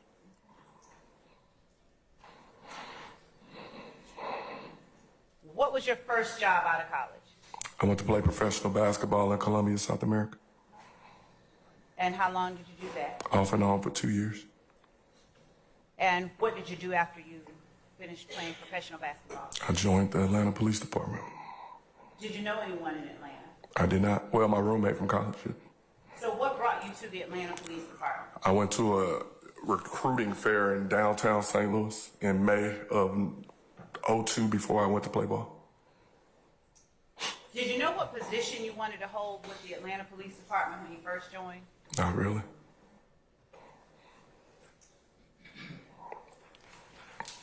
What type of training? You said in-service training. What is that? In service is basically each year we have different mandates that we got to go through as police officers to maintain our certification. Whatever, like for example, if there's an update on, say, tasers or pepper spray, we might go through that training doing in-service training. Up until, from the time you joined APD up until 2013, had any of your training included training on criminal street gangs in Georgia? No.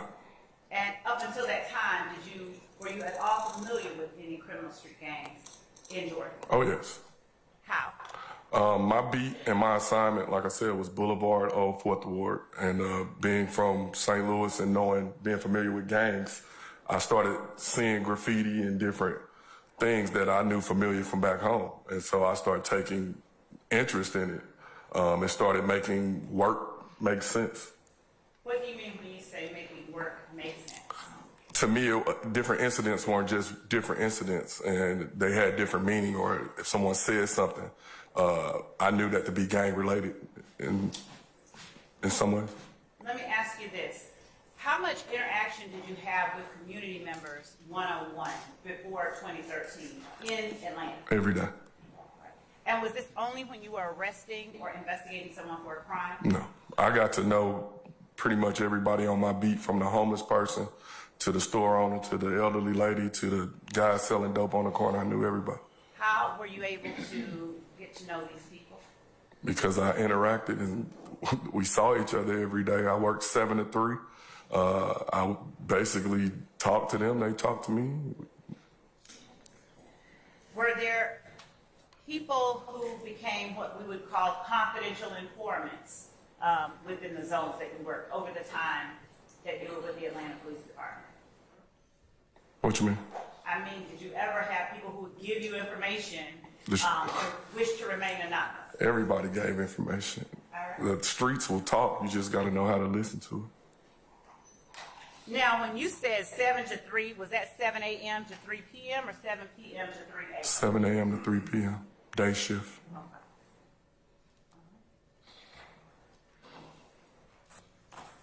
At some point, did you seek formal training in the area of criminal street gangs in Georgia? I started taking gang training once I joined the gang unit. When you joined the gang unit, were you partnered with anyone, or did you work or investigate your cases by yourself? Initially, when I first got to the unit, I was upset. I wanted to go to homicide, and they sent me to gangs. And once I got the gangs, Detective Lakia Gaither, she sat right in front of me, and we had a lot in common, so we pretty much became partners. Okay.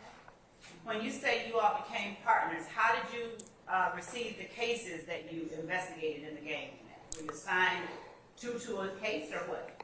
It depends. If someone was more familiar with an incident or a situation, they would take it, or the supervisor, or even the chief would come by and tell us to take a case.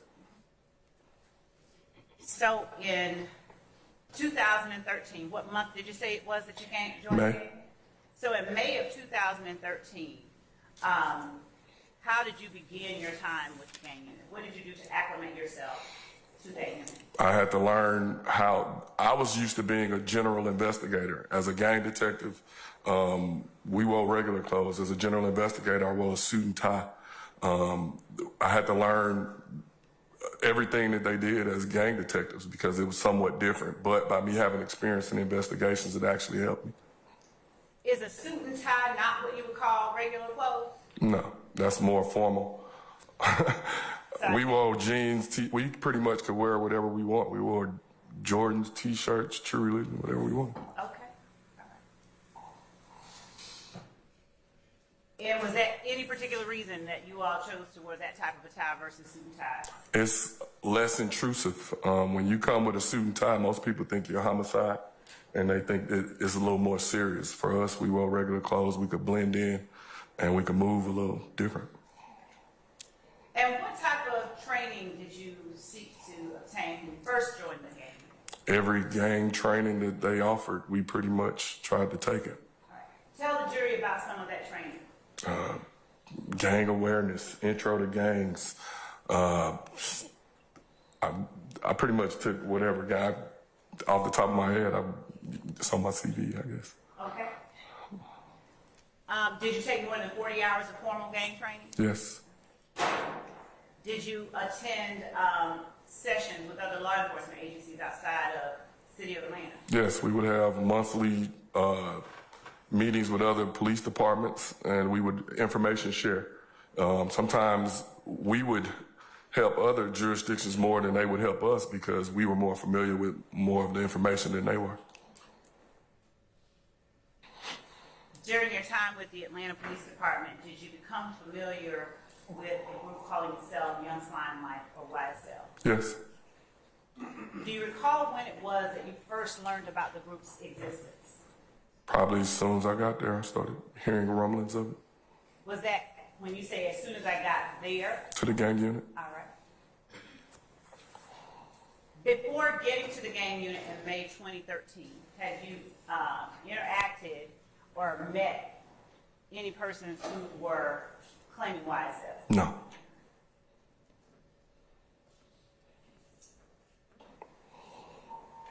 Now, while you were working with the Atlanta Police Department, did you ever hold what is called in law enforcement an extra job? Since the day I walked in the door, that's how we pretty much made our living. Why do you say that? Because my base salary was piss poor, and that's how we pretty much survived, working extra jobs. Did you have to get permission to work these extra jobs? You had to get a city-approved extra job form signed by your supervisor. You had to pull out on your radio whenever you worked the extra job to let them know where you were and the time that you were going to work. In these extra jobs, did you wear a uniform or did you dress in regular clothes like a true religion? Yes, most extra jobs we wear uniforms, but you can secure extra jobs where you wear regular, but you have to get special permission. In 2015, April 25th, 2015, what position were you holding with the Atlanta Police Department? I was a gang detective. And on that date in 2015, did you have occasion that Saturday to be working any extra job? I was working at Club Compound. I think I worked there for almost 10 years. Was that 10 years prior to 2015 or 10 years starting from a particular date? Probably since I came on, I worked at Club Compound. So that's 10 years prior, leading up to that date. How often did you work at Club Compound? Pretty much every Saturday night.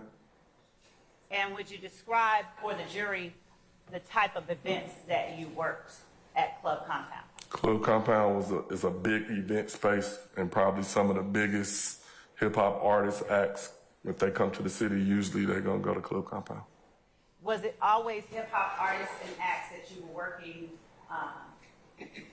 at Club Compound? No, I worked whenever they needed us. What were your responsibilities at your extra job at Compound? To keep the peace, pull traffic, and make sure the night go pretty smooth. On April the 25th, 2015, were you working in uniform? Yes.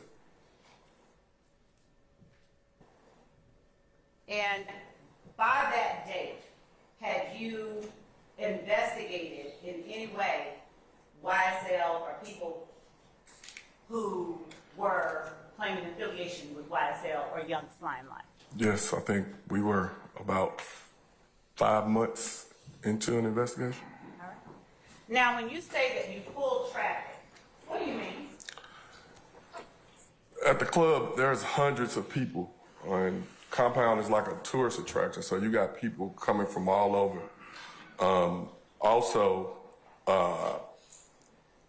It's just a lot going on, and so the club owner would hire 10 to 15 officers to try to make sure everything went smooth. We would be positioned in different positions throughout the area to help pull traffic. We would have some officers in front of the club to try to keep the peace and keep people moving along, and just trying to make everything go smooth. Were the officers that worked alongside you during your extra job at Compound also Atlanta police officers, or were they from other jurisdictions? They were Atlanta police. And do you know approximately how many of you were assigned on any given night to work? On a night, like the night in question, it was about 15 of us. And where was it that you all were positioned around Club Compound? You might have had officers all the way from Howell Mill and Brady coming all the way south up Brady all the way to Marietta almost. Now I'm going to show you some exhibits, some that have been previously admitted and some that are now marked. We'll start with State's Exhibit 109. E, Echo.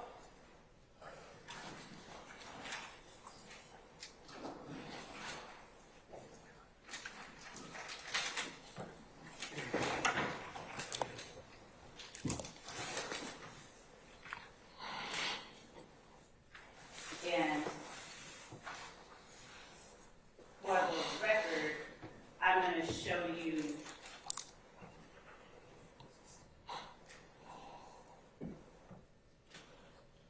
State's Exhibit 109 Echo, what's been previously admitted as 3 Echo.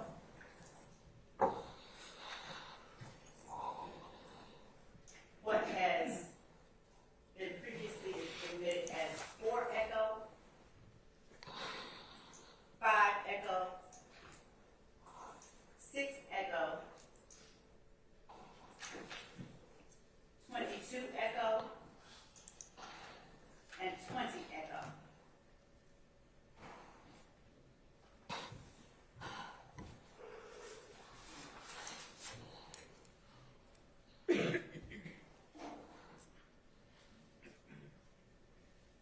We'll start with State's Exhibit 109 Echo.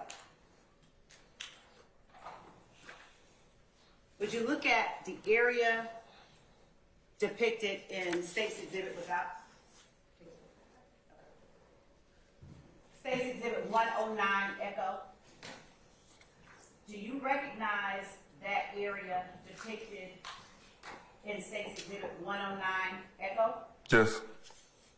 And is this a fair and accurate representation? And Your Honor, State's Exhibit 109 Echo is for demonstrative purposes.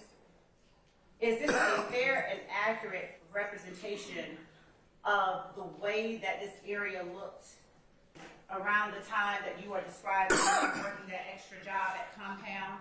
Yes. April 25th? Yes. And is this a accurate Google image depiction of that area? Yes. Your Honor, for demonstrative purposes, the state tender State's Exhibit 109 Echo. Gentlemen, lady, any objections to States 109 Echo? No, All right. States 109 Echo is admitted. You may publish as you see fit. Thank you, Your Honor. We'll go next to what's already been admitted as State's Exhibit 3 Echo.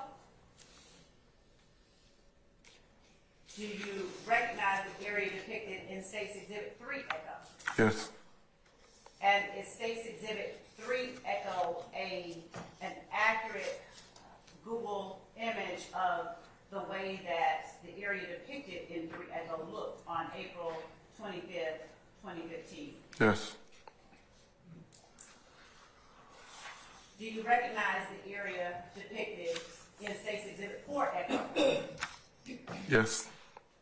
Is this an accurate depiction of the area surrounding Club Compound that you worked on April 25th, 2015?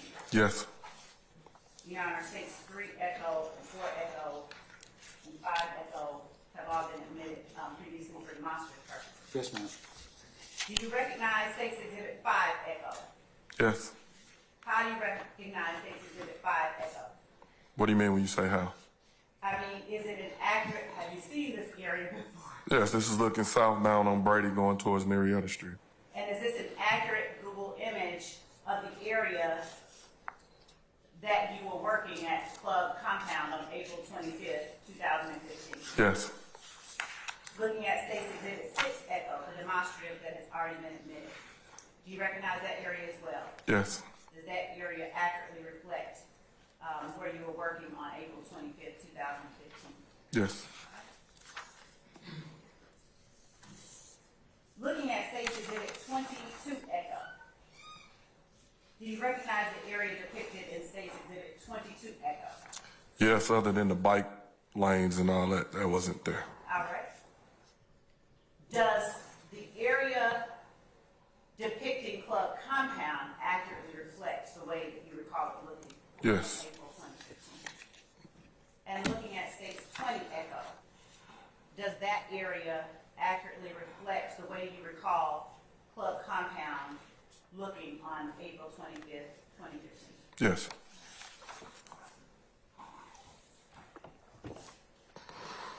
And again, Your Honor, with the exception of 109 Echo, the others have all been admitted previously.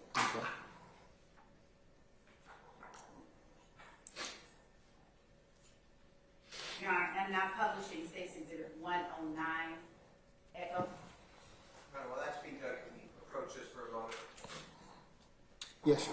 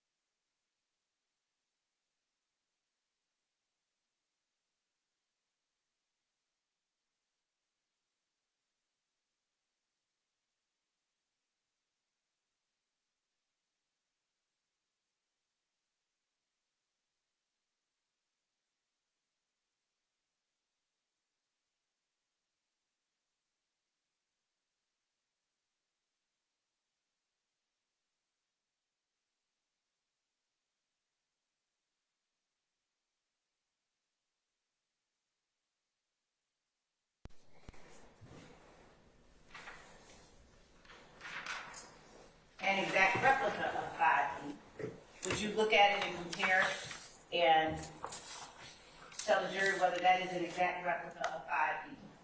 This appears to be an exact replica of 5E.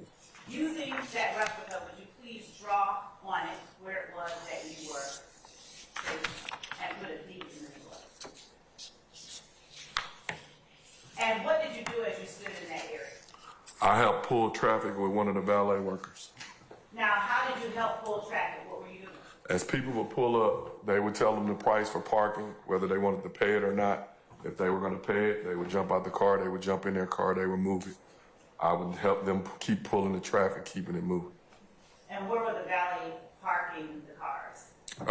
They got a different lots way down here, and that they would basically keep people from walking, so they would run the car down there and then run back, or they had different runners, and then they had the valets that were taking the money. All right. During the first couple of hours, was the crowd heavy, medium, light, or you? It was packed. And did you have any trouble? Did you have any altercations or anything that you had to attend to? No.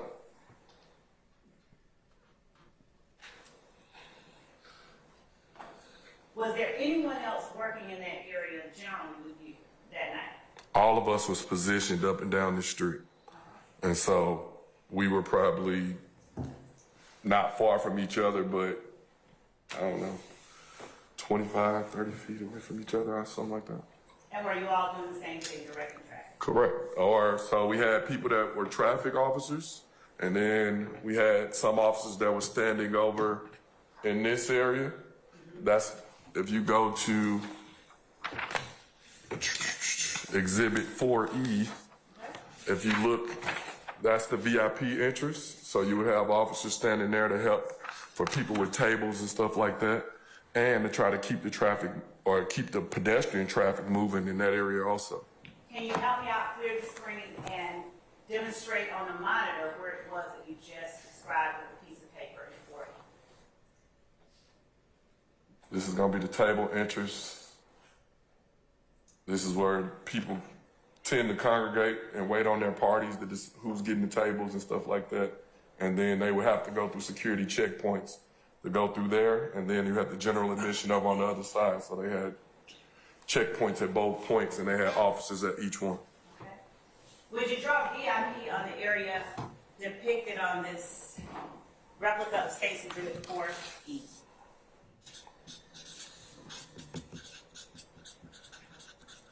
Right.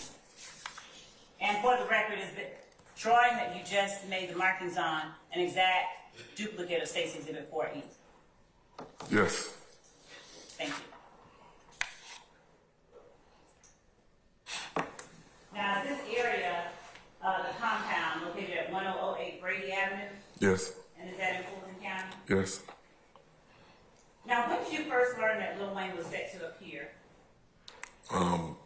Probably days prior.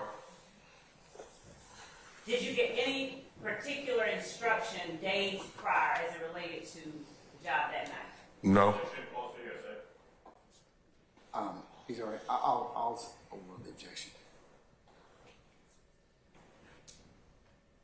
When you first arrived, and Your Honor, I'm asking the next question not for the truth of the matter, but for its effect on the listener, were you given any instructions? Basis. Objection to the speaking commentary to the basis of the question. All right, I'm going to sustain the question. Just go ahead and pose it now. When you arrived on April the 25th of 2015, were you given any particular instructions as it related to the Lil Wayne appearance at the compound? Offered not for truth, but for the effect on the listener. All right, overrule then. On both bases, Mr. Short as well as Mr. Adams. You can answer the question. Were you given any particular instructions? Yes, every night when we get there, they would give us instructions on what was going on or different stuff like that.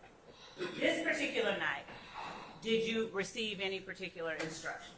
Yes. What were they? That if any, based on the turmoil between... Not based on. I sustain the objection, Mr. Foreman. I don't need you to say based on anything. I just need to know what instruction you were given. If it... Objection, Your Honor. Overruled, sir. Just the instruction that you were given. If anyone from YSL arrived at the club that night, they were not to be allowed inside the club. Now, did you convey to, and was this instruction given to you by the club owner? Yes, and the supervisor over us. And how did you, if at all, did you convey you would be able to follow these instructions? It wasn't, usually at the entrance, they deal with the people coming and going. Okay. I didn't work back there. I was out front, so I didn't really know how that was going to be conveyed or not. So, did anything happen that was unusual that caused you to have to become a little bit more engaged with the crowd than you normally do? Objection, Your Honor, vague. I sustain the question as a form.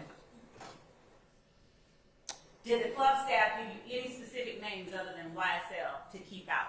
No, and I was familiar through our investigation. We were. Objection to this foundation, objection to the hearsay. Madam? He's talking about his own personal knowledge, not what somebody told him. I'll rule the objection.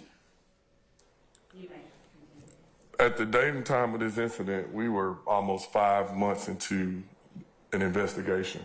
The thing about myself, people. Before you go further, let me ask you this. Cool. Were you given any specific names to keep out other than YSL? Just young thugs people. Okay.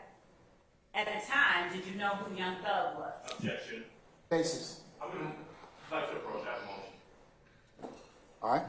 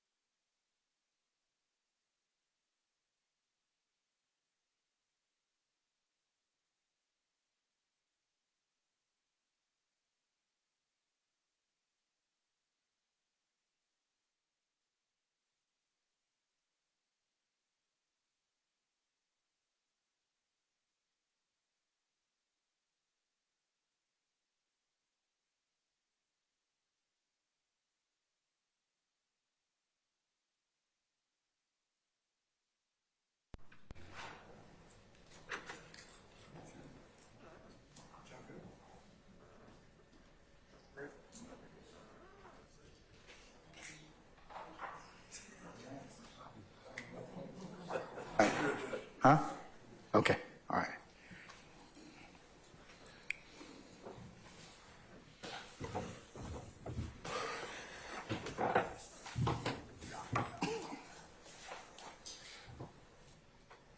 Retired Detective Dennis, on April the 25th of 2015, had you heard of Young Thug? Yes. All right. Did you recognize him on sight? Would you recognize him by sight? Yes. Had you heard of his music? Yes. Had you listened to his music? Yes. Had you ever met him personally? No.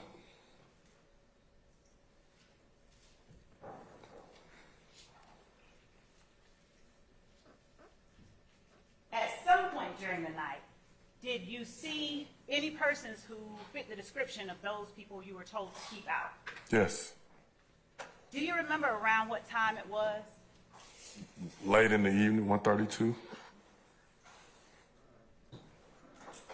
Do you remember what time the club closed? Club closed at about 3. Around 1:30 or 2. Could you tell the jury what the crowd had become like around the area of the compound? Was it still as thick as it was when it first opened? It's thicker. So now you got the people that are in, the ones that are coming out. You have the people that couldn't get in, and you have some that just are trying to hang out.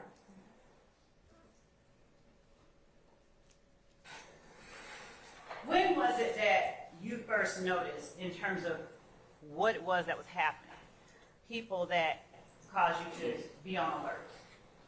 Well, I'm always on alert as a police officer, but with the background into everything that was going on, and while pulling traffic, a vehicle pulled up, and when the vehicle pulled up, anytime I deal with guys that I know from work, I call them by their government name. And so I called to them by their government name. Do you remember what kind of vehicle it was that pulled up? Not off the top. Do you remember who it was that you saw and recognized and called by their, as you put it, government name? Demekion Garlington and Shannon Stillwell. And do you recognize either of those persons as being in the courtroom today? I think Shannon Stillwell is Shannon Stillwell Jackson or whatever. Where is Shannon Stillwell located in the courtroom? What is he wearing by Marco? What is that, a gray sweater vest or something with dreads with glasses? And who is he seated next to on either side of the room? You described Mr. Sharp and the blonde-haired gentleman next to him. Mr. Bobby, give you the blonde hair. Hey, what? No disrespect, sir. I ain't trying to disrespect the hair. My bad. What I thought it was. Sorry. Would the record reflect that the witness has identified Mr. Stillwell? You mean Mr. Watts? No. Okay.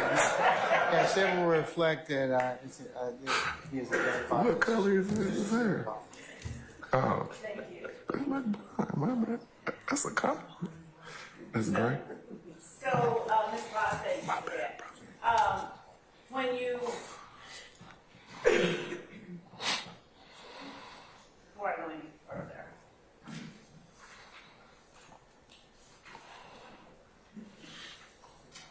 were Mr.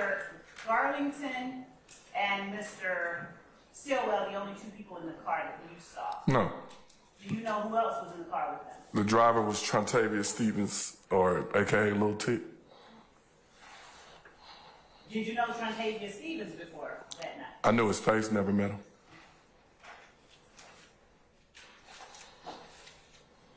Do you recall whether they were the only car that you needed to pay attention to at the time that you noticed them? Was that the only car? No, it was a entourage of cars. It was several cars. And how do you know, how are you able to make that determination it's an entourage of cars as opposed to just individual cars? Because it seemed as if they were all following each other. I stand objections to form. Better yet, describe how the cars were traveling.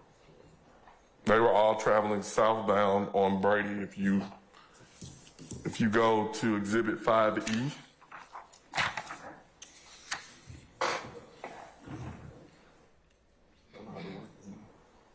All right, we're on 5E. this is southbound. If you're going This is going southbound on Brady. They were all coming this direction, and it was just lines of cars that were all together.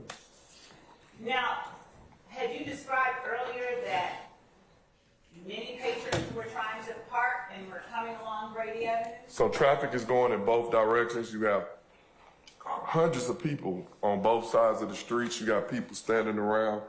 It's just a lot of people, a lot going on. Okay. And so, what about this particular set of cars caused you to describe it as an entourage just now? Overruled, sir. You may answer, please. What caused you to describe The it? valet actually mentioned it. He was like, Without talking about the valet or what someone else said, based on your own observations. once I saw the individuals that I knew, I began looking in every car that was coming. I was standing right there. Okay. How far were you from the cars? I'm right on the yellow line, pretty much. We try to stand in the middle so we don't get hit. So, if I walk towards you, tell me to stop when I get as close as you were. About right there. So how many feet would you call this from you? 2, 3. Okay. Were the car windows that you saw containing people that you knew up or down? They would have to let the window down in order for the valet to tell them what the price or if they wanted to park or not. All right. And was it then that you were able to see inside, or were you able to look inside before they let you? When they let the window down, I could look directly into the car. What, if anything, did you say to Mr. Stillwell when you saw him, Mr. Garlington, and Mr. Steve? I said, Mr. Demekion Garlington and Shannon Stillwell, how are you? And Lil Tick said, how the hell 12 know your name? Now, when you speak of 12, what are you talking about? That's slang for police. Overruled, sir.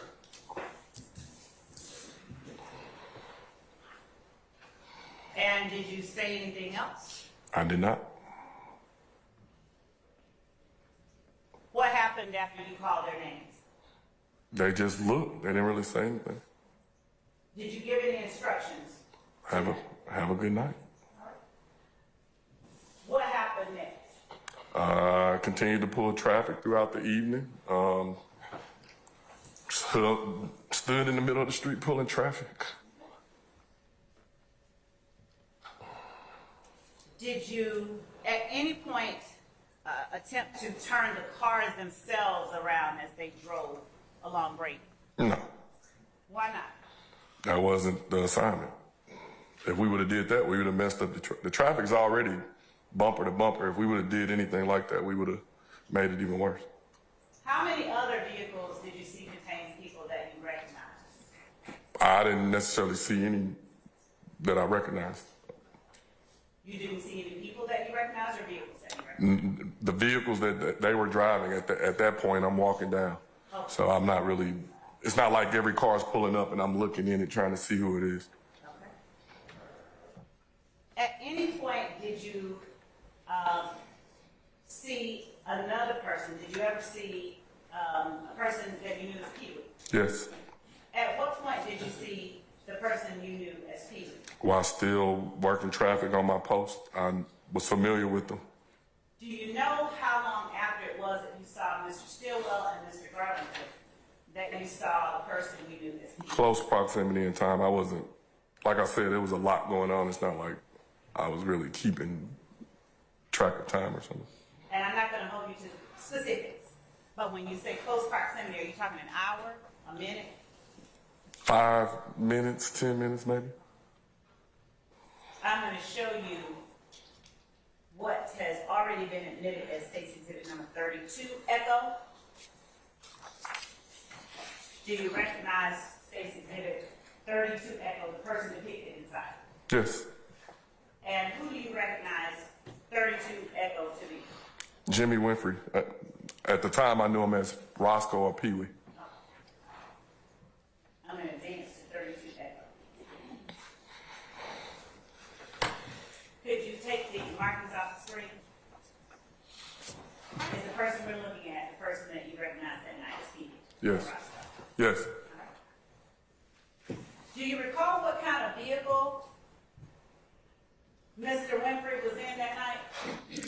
Later that night, I saw him he was in a white Camaro. Now, Camaros, are you familiar with those cars? I know cars a little bit. All right. Do you know what particular model of Camaro he was in? Not at that time. Later on, I learned what model.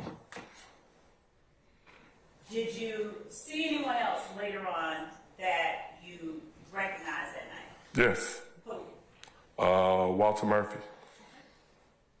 Now, how did you come to see Mr. Murphy?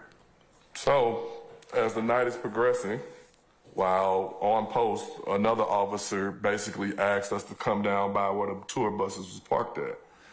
As we got down there, I seen a green Explorer parked. If you go to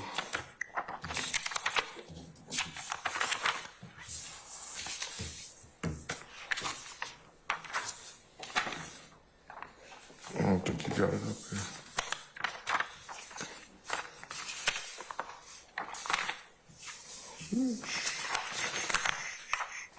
You don't have the picture, but if you look at Exhibit 5E, or if you can pull that up.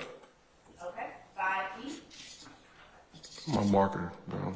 Don't worry about it. Yeah. Where's Okay, 5E. down here, that's where the buses were down kind of there. And then there was a green Explorer parked on the street. Another officer basically said, hey, can y'all come down by the buses? Something about to happen.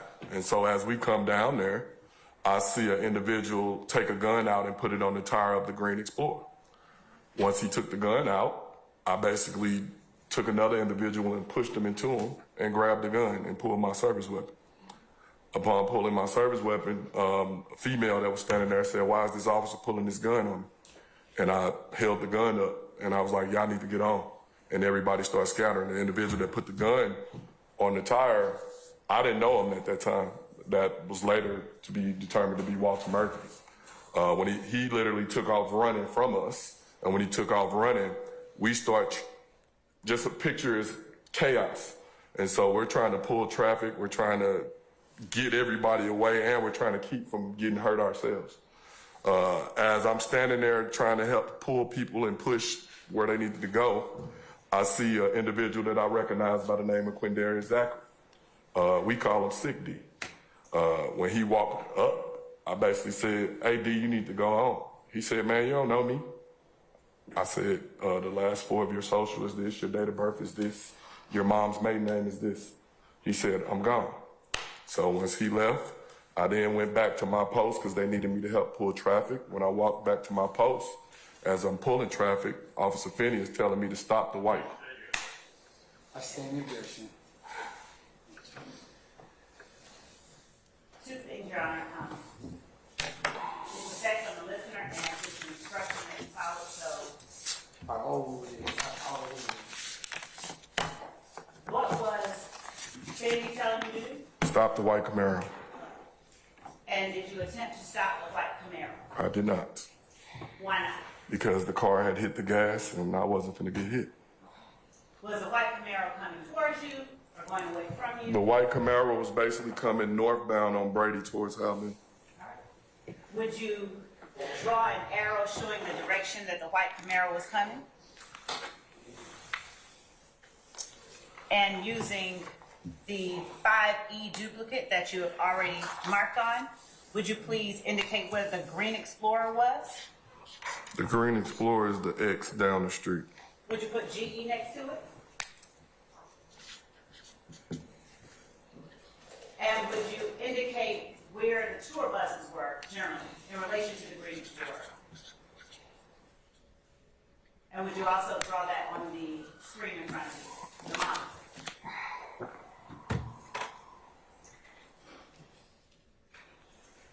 It's next to the building though. Okay. How close were you to Walter Murphy when you saw him put the gun on the wheel of that? 2 people between us. 2 people? 2 people away. Did you see who was inside the green Explorer, who had driven it there? I saw who was standing outside of the Green Explorer. Who was standing outside the Green Explorer? One of Young Thug's sisters. I don't, either Dora or Dolly. I don't know them apart. How did you know that it was one of his sisters? From previous investigation. Now,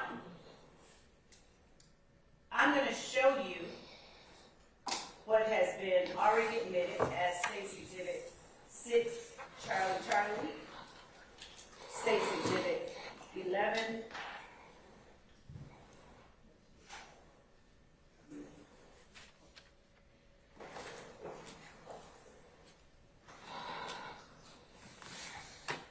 uniform, State's Exhibit 12, uniform, State's Exhibit 19, uniform,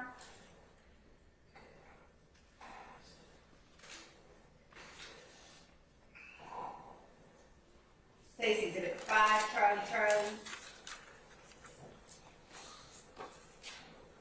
and I'm going to ask you if you recognize the people depicted, and we'll start with State's Exhibit 6, Charlie.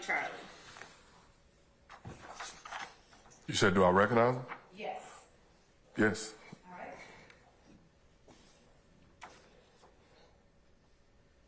If you would clear the screen off, we're going to go to 6, Charlie.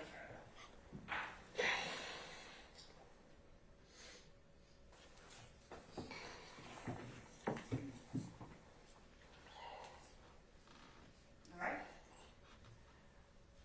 Who is it that you recognize in State's Exhibit 6, Charlie, depicted on the screen right now? The front person is Antonio Sledge, aka Moontunk. The individual behind him is Walter Murphy, aka DK. I don't know. DK on the screen.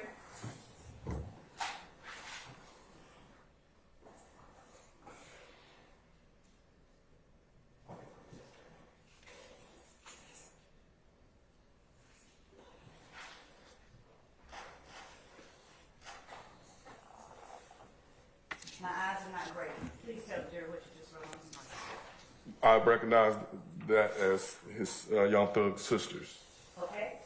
Now, when you say sisters, for the record, are you indicating two particular people on this exhibit, State 6, Charlie? The one with the hat on, for sure. The second one, resembles or could be. Okay. Who among these people in 6, Charlie, do you recall seeing on April 25th, 2015? Walter Murphy and the sister with the hat on. Okay. I'm showing you State's Exhibit 11 uniform that has already been admitted as evidence. Do you recognize the persons depicted in State's 11 uniform? Yes. How? Just by name, who are they? Demekian Garlington and Trontavia Stevens. All right. If you would clear the screen, I'm going to move to State's Exhibit 11 uniform.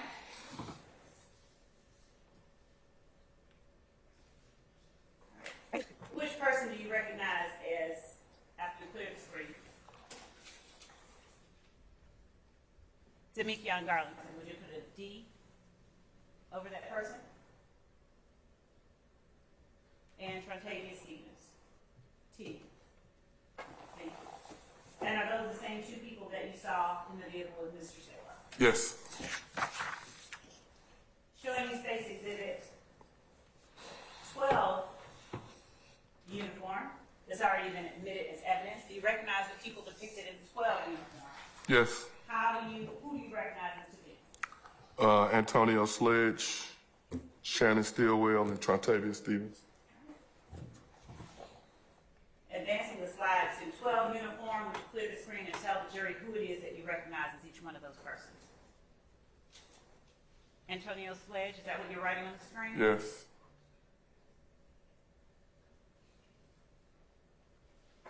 Now, for the record, please describe who you have identified in this photograph. Antonio Sledge, aka Moontunk, and then Shannon Stillwell Jackson, and then Trontavia Stevens, aka Tick. And from left to right, what are each person, what is each person wearing, so the record reflects? Sledge is the one with the dark hoodie on. Shannon is the one in the middle. Tick is the one in the red hoodie. Thank you.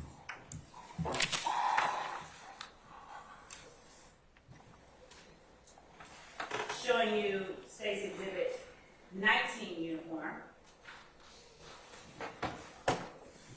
that has already been admitted as evidence. Do you recognize the people depicted in State's Exhibit 19 uniform? Yes, some of them. All right. Which people do you recognize in 19 uniform? Quindarius Zachary, Walter Murphy, and Trontavia Stevens. Okay. All right. As we look at 19 uniform, hold on, I'm going to expand it just a little bit.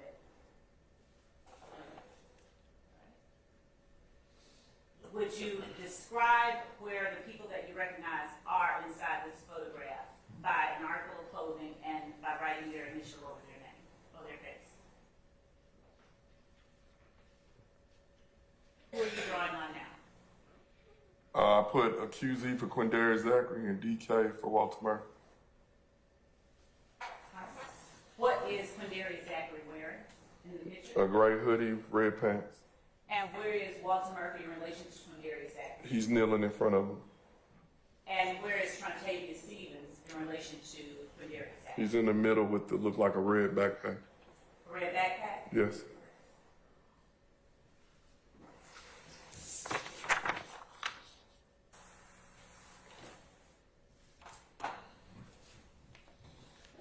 What happened after, at what point rather, was it that you saw and spoke to Mr. Zachary in relation to the time that you saw the person you called Pee Wee? How many minutes after? Zachary? Yes. I saw Pee Wee earlier in the night. At this point, I didn't see Pee Wee. So approximately how long after you saw Pee Wee was it before you saw Zachary? I don't, could have been 30 minutes, could have been an hour, I'm not sure. Was Zachary on foot or inside the car? I saw him on foot. Who else did you see on foot? Walter Murphy.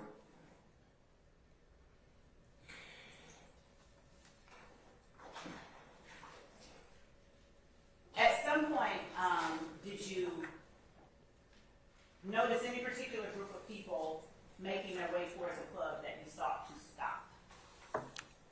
I saw people congregating on the corner of 11th and Brady, but we didn't necessarily go stop them. I had a specific assignment of pulling traffic.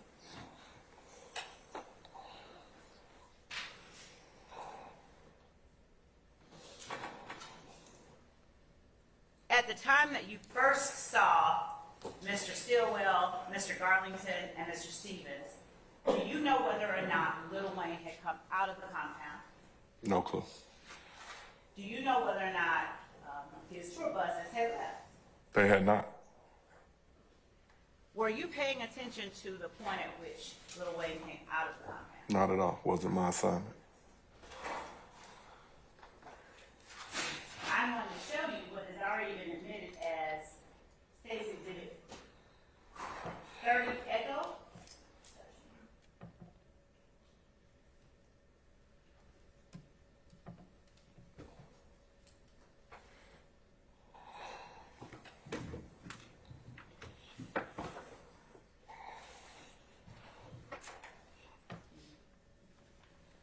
Do you recognize the area depicted in 30 Echo? Yes. How do you recognize that area? What do you recognize that area to be, rather? That is, I believe, to be 10th Street and Brady. And that's where the valet would take some of the cars and different parking and stuff is going on right there. How far from that area was for the tour buses when you recognized people walking towards it? Not far.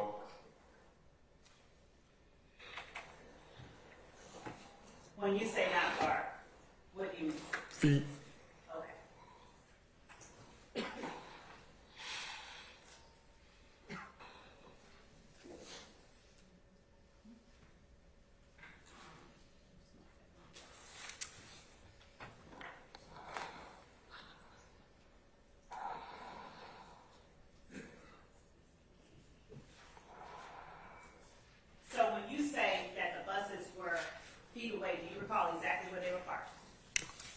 From my recollection, if we can go to one of those other pictures. The pictures in front of you, which one accurately depicts the area you would call substance?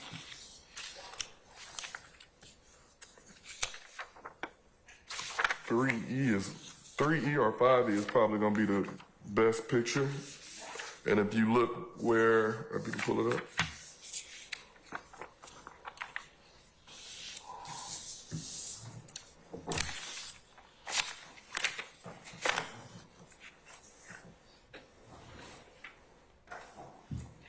You said 3E or 5? Which one is it? Either one.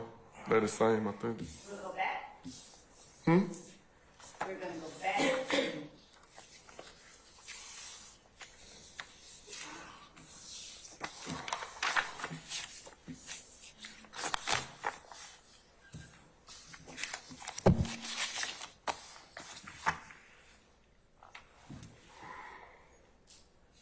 Do you see the area in 3E?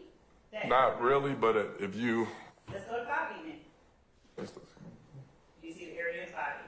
it's about the same. Generally, circle the area you remember the bus being. All right. Where my right, my pen.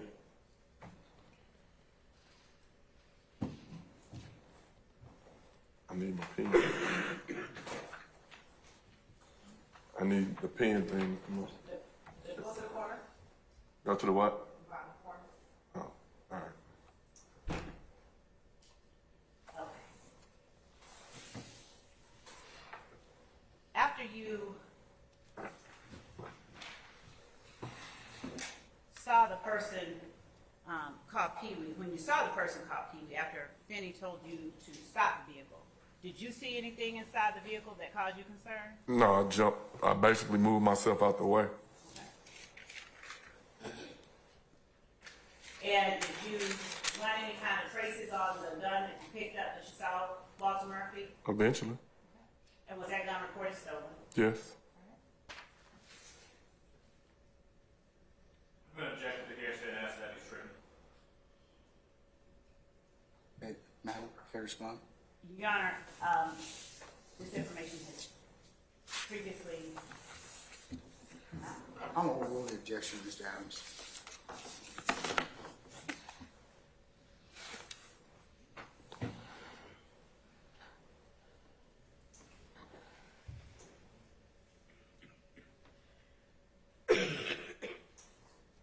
At some point later on in the night, tell the jury what happened after you saw Mr. Jeffery and had observed the person you called Pee-wee, DK, and Bud Sisters. Everybody pretty much started going on their way, and then at that point it was the end of the night. So we were trying to pull traffic to get everybody out. Like I said earlier, it was kind of chaotic.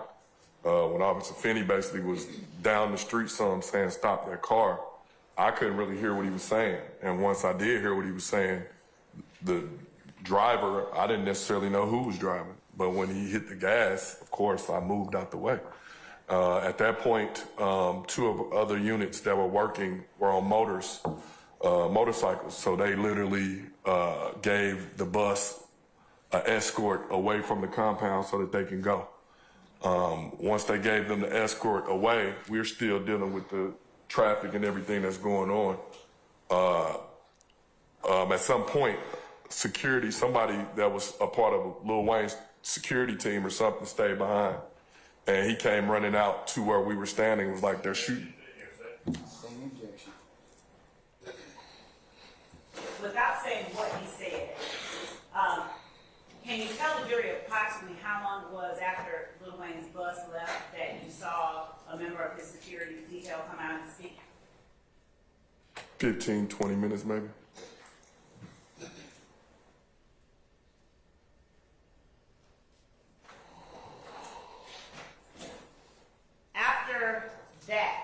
After that person came out and spoke, did you do anything as it relates to Lil Wayne, the people who weren't allowed in, anything at all that night? At that point, everybody's going their own separate ways. We are dealing with the crowd. The two officers that gave the escort are friends of ours. So, of course, when we heard about shooting, we called to check on them. they weren't answering, so we started getting worried about our fellow officers. Eventually, they pulled back up to the location. How long after they left was it that they pulled back up to the location? I'm not sure. Probably 30 minutes, 40 minutes, something like that. And by this time, is it the 26th or is it still the 25th of April? It's the next day, but it's still the same night, basically. It's after midnight. And who were those two officers that you knew? Do you recall? Sergeant Wade Burris and Al Watkins.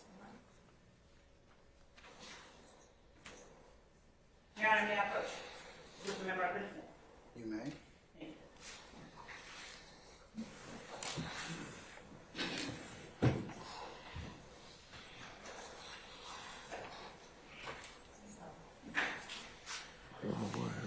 Do I need to go?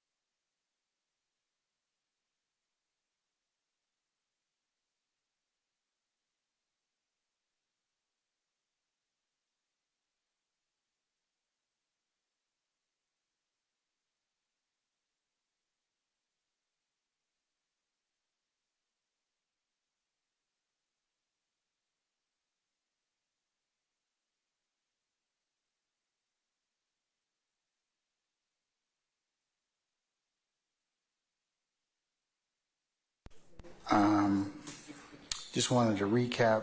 We had just a brief conversation in the state, Ms. Love and Mr. Apt, in terms of scheduling, where the court just asked a little bit about what time or what we would go till to today. I indicated that we'll probably stop somewhere around between 5 and 10 after 5, and we'll call it a day for today. So, and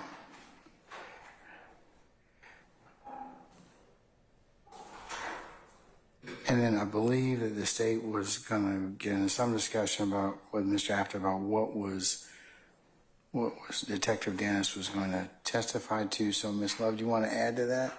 And then I'll let Mr. App respond. Yes, Judge. Was that the sum and substance of our conversations, counsel? I'm going to let you augment that, but is that what we covered at the bench? That was exactly. Okay, all right. That was exactly what was covered, and the only thing that Mr. asked was whether retired Detective Dennis would be covering this act or other acts within the indictment at this time. And what I had said was that he will touch on in explaining what he had to do and how he became more involved with this particular act, but he will be called back to talk about All right. the acts in turn. And the court recommended that we wait until such time as we could have this discussion with Mr. App. Is that correct? Yeah, that's my understanding. He's going to be called back another time to discuss, to testify about other aspects. Yes. All right. Thank you, Your Honor. Okay. All right, so that's today. And then tomorrow, councils will meet. I'll have you all come. I'll tell our jurors they need to be here for 9:30. And we'll commence and make sure we're all here by 9:45 for a week so we can start at 1000 hours. All right? Okay. And we'll be going till 5:30 tomorrow to 5:30.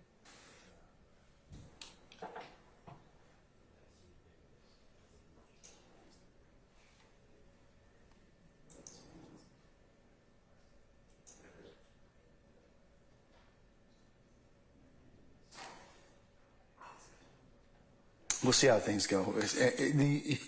On the late start date, it'll be somewhere between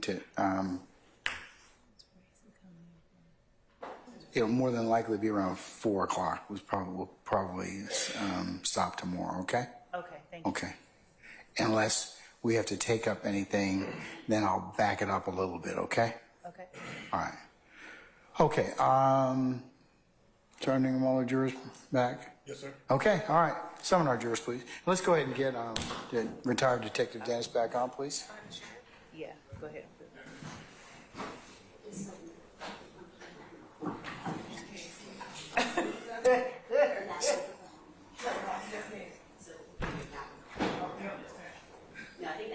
I turned it off when I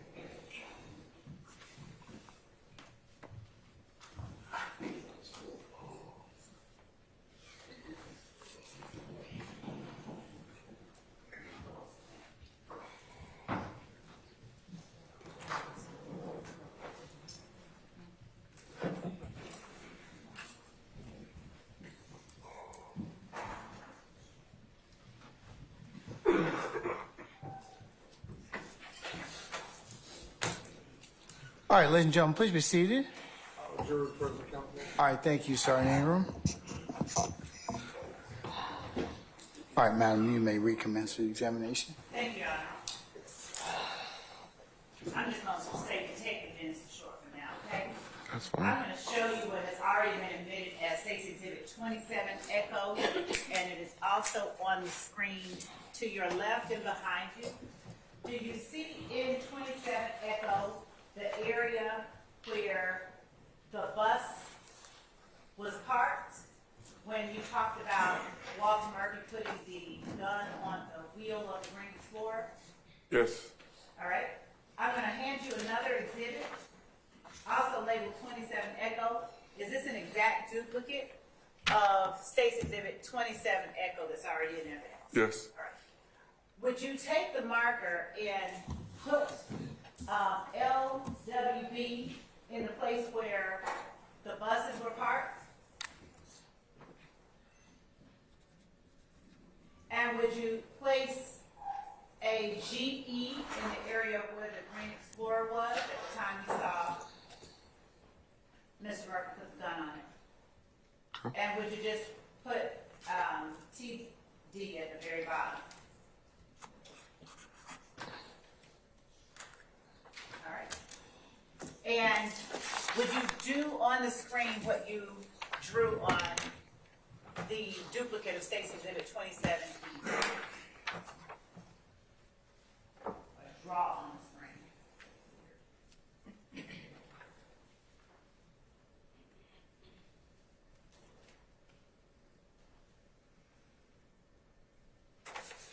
Thank you. Now, Detective Dennis, at some point,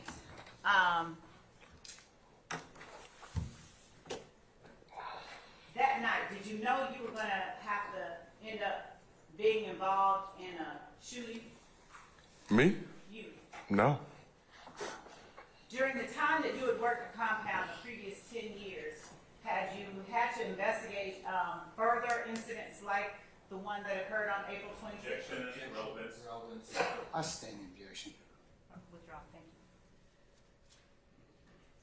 At some point after the early morning hours of April the 26th, did you have to write a report, incident report of this event? I did. What occurred that caused you to need to write an incident report? Because the incident, basically, once I got home or that morning, I look at social media like everybody else. I'm looking at TMZ, and I see the story about the bus being. I stand in objection. All right.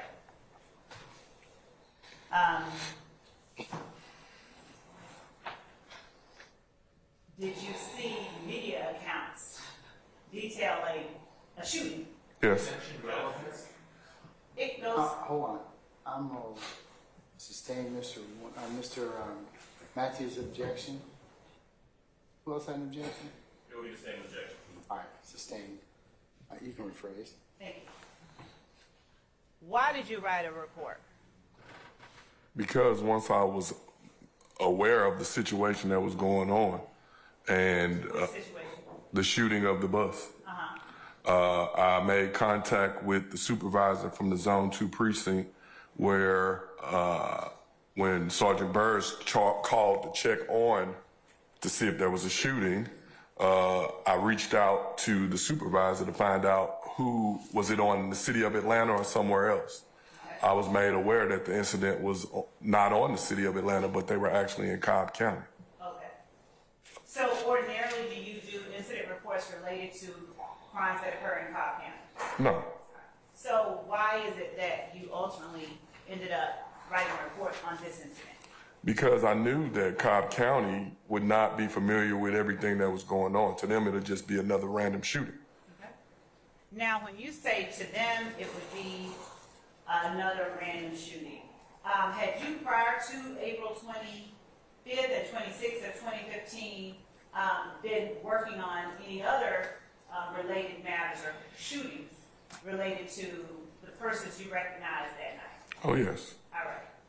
And was that in your capacity as a detective with the gang unit? Yes. Yes. All right.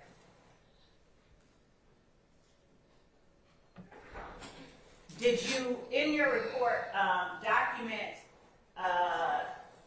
that there were 25 to 30 individuals with? Objection, Your Honor. Basis. Hearsay, out of court statement, providing live testimony here today. Overruled, sir. And it's also leading. All right, I'll sustain this to lead, sir.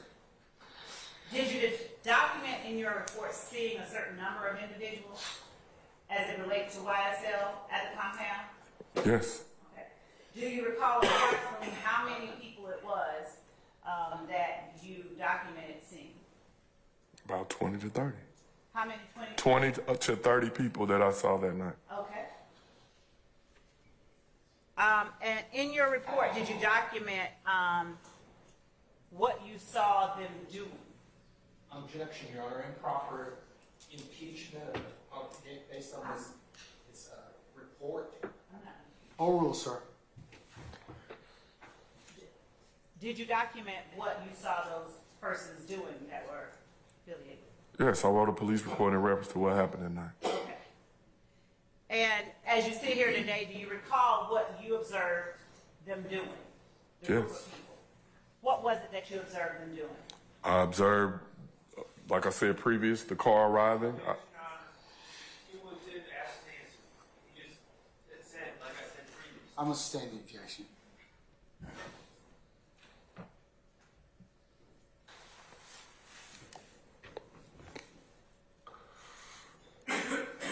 Before seeing the people you recognized, specifically Mr. Stillwell, Mr. Garlington, Mr. Stevens, how would you describe the general atmosphere of the crowd as you observed it? It was one of the busier nights. You could feel tension in the air. Was that before, during, or after you observed Mr. Stevens? This was probably Basis.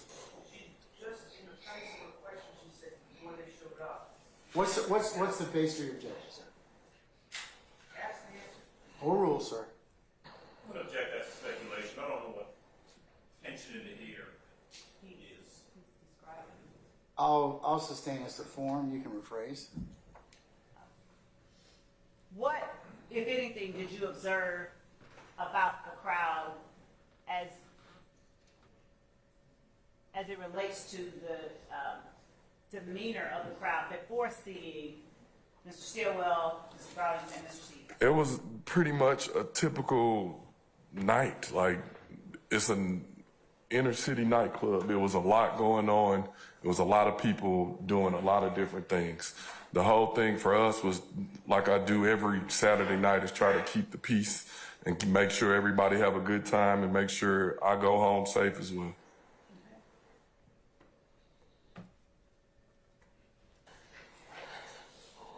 Did you become more alert after seeing Mr. Stillwell, Mr. Garlington, and Stevens, or did you remain? Hold on. That was Mr. Sharp. Leading. I'll sustain as to form. Did your attention span remain the same after you saw Mr. Stillwell, Garlington, and Stevens? Yes. And how would you describe your attention to the persons you were directing? I still did my assignment, but I'm always observant of, trying to be observant of what's going on. Like I said before, it's a lot going on. It's a inner city nightclub. Like, things can go from 0 to 100 in the matter of seconds. I'm always trying to be observant, also trying to pull traffic and keep everything flowing. The 20 to 30 people that you described seeing, what direction did you see them, if any at all, walk or drive or move towards? If you go to 5E or the picture from 11th and Brady, they started to congregate and basically click up on that corner.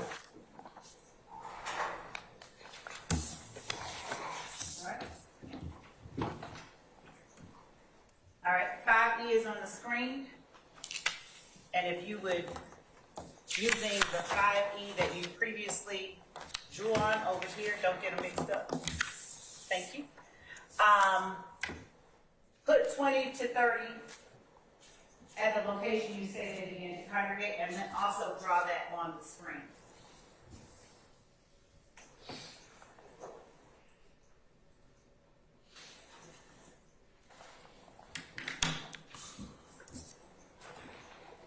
Did I I did say clicker. What is that? Congregate, a bunch of people congregating together. Okay. And can you describe on the screen, draw on the screen, the direction you saw them beginning to travel? I didn't necessarily see any of them travel. I just saw them on the corner. Like I said, I'm at this point through the course of the night, I'm working traffic in this area.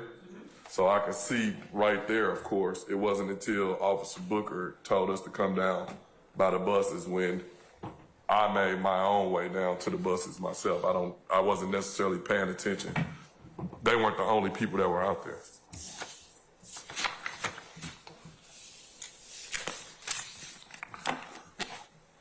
Did you instruct them to do anything? No. Earlier in the night when I saw Mr. Winfrey, we shook hands. And I said, good to see you, good to see you. I was like, act like you got some sense and keep going. Did anyone with you instruct the group to keep moving? Not that I know of. Do you recall writing in your report of advising the group to keep moving? If I can see my report, it's been about 9 years.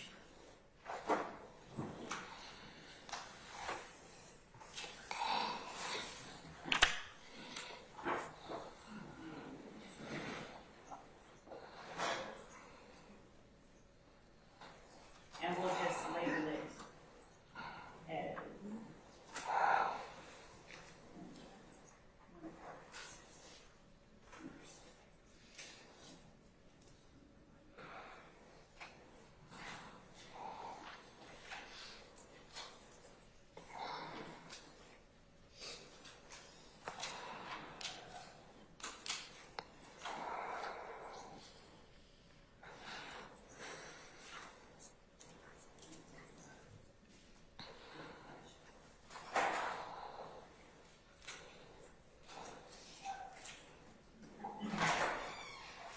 show you what has been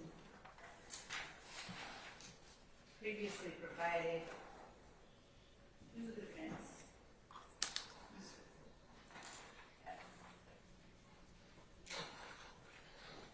And for purposes of the record, I'll label this not for admissions, just for refreshing recollection, as 113 Echo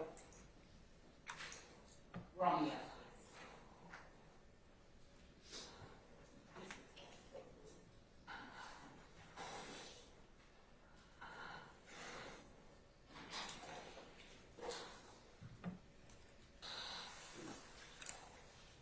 Showing you Stacy Exhibit 113 Echo Romeo.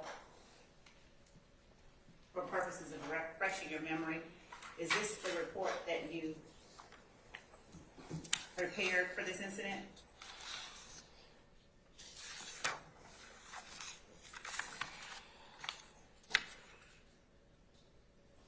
Yes. And what was the incident number of the report? 15-145-1047. And would you just look to page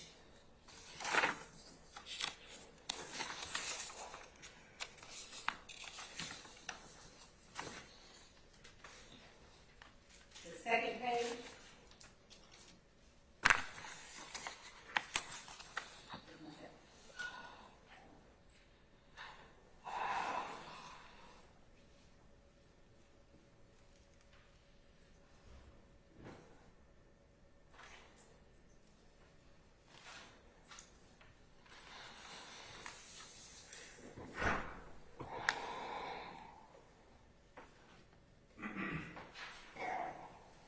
Page 3, middle of the page, about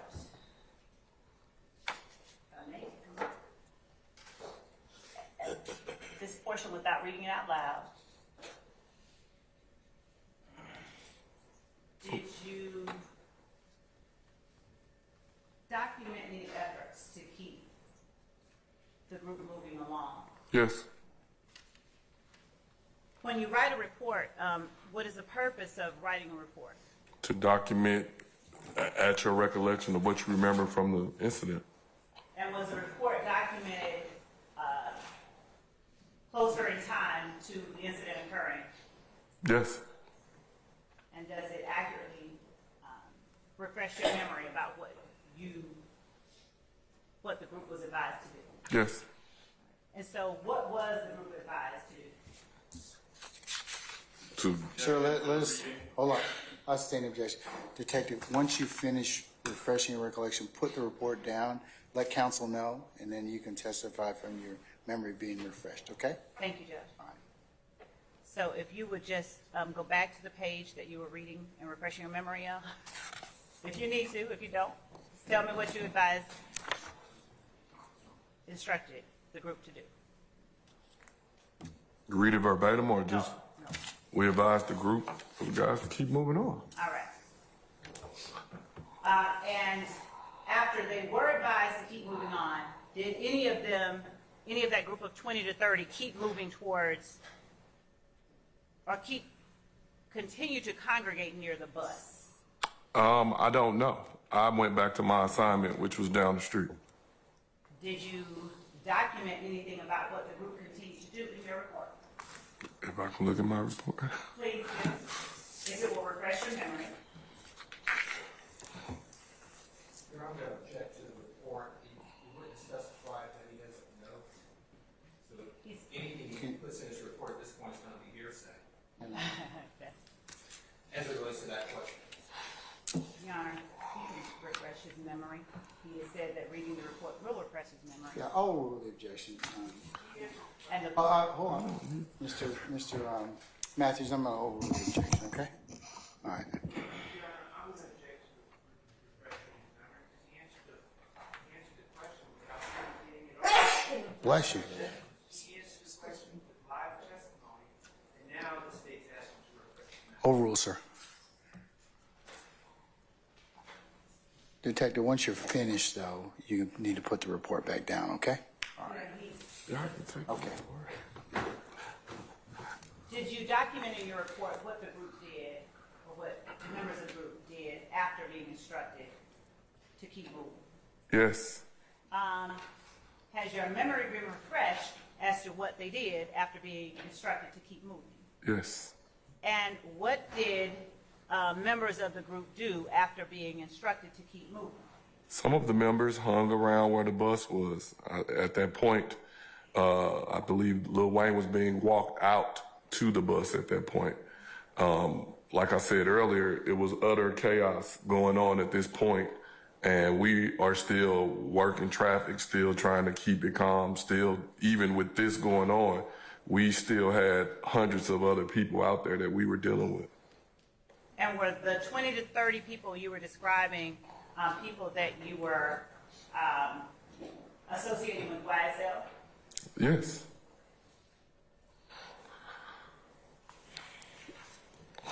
When you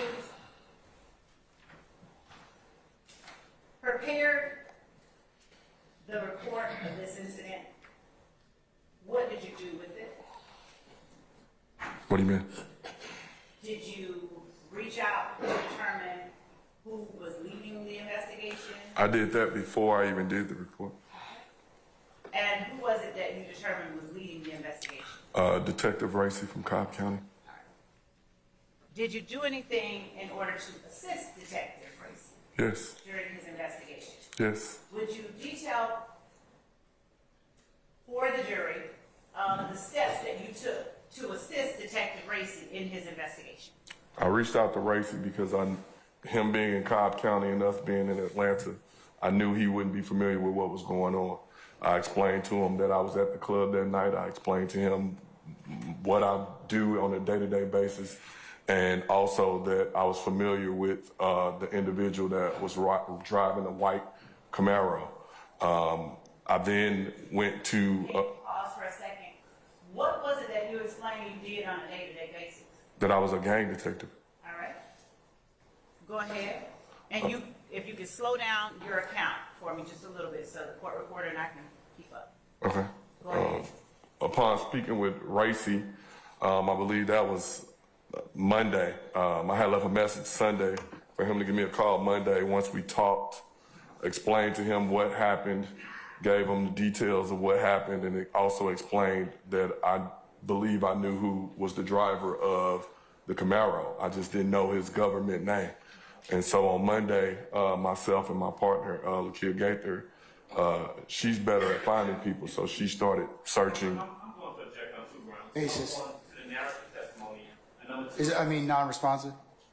Because he's on direct, so he can testify. Yes. Okay, all right. So, and what else?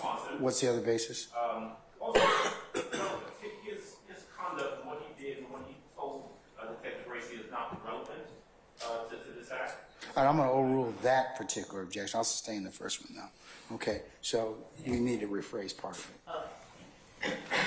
Monday, when you spoke of Monday reaching out to Detective Gracie, was that Monday, April 27th? Yes, I believe. And when you spoke about investigations that you were involved in, generally speaking, what were you investigating? At that time? I'm going to overrule the objection, but before you launch into this next area, it's 10 after. Okay? All right. Ladies and gentlemen, how about we stop for the day, and we'll go ahead and reconvene tomorrow morning. Tomorrow, if I can get you all to be here for 9:30 for an anticipated 10 o'clock start time. Detective Dennis, if you would be here for 9:30 as well, sir. And remember, don't discuss testimony except the attorneys in this case, okay? All right, so I'm going to release you, sir. You can, I'll see you tomorrow. We'll see you tomorrow.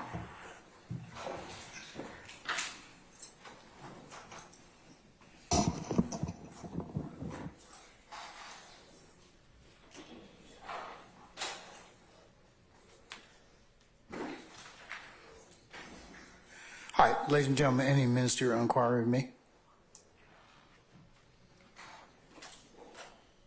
All right, hearing none, let's go through your customary ad nauseam admonitions. Remember, as you leave, go ahead and leave your notepads in the basket.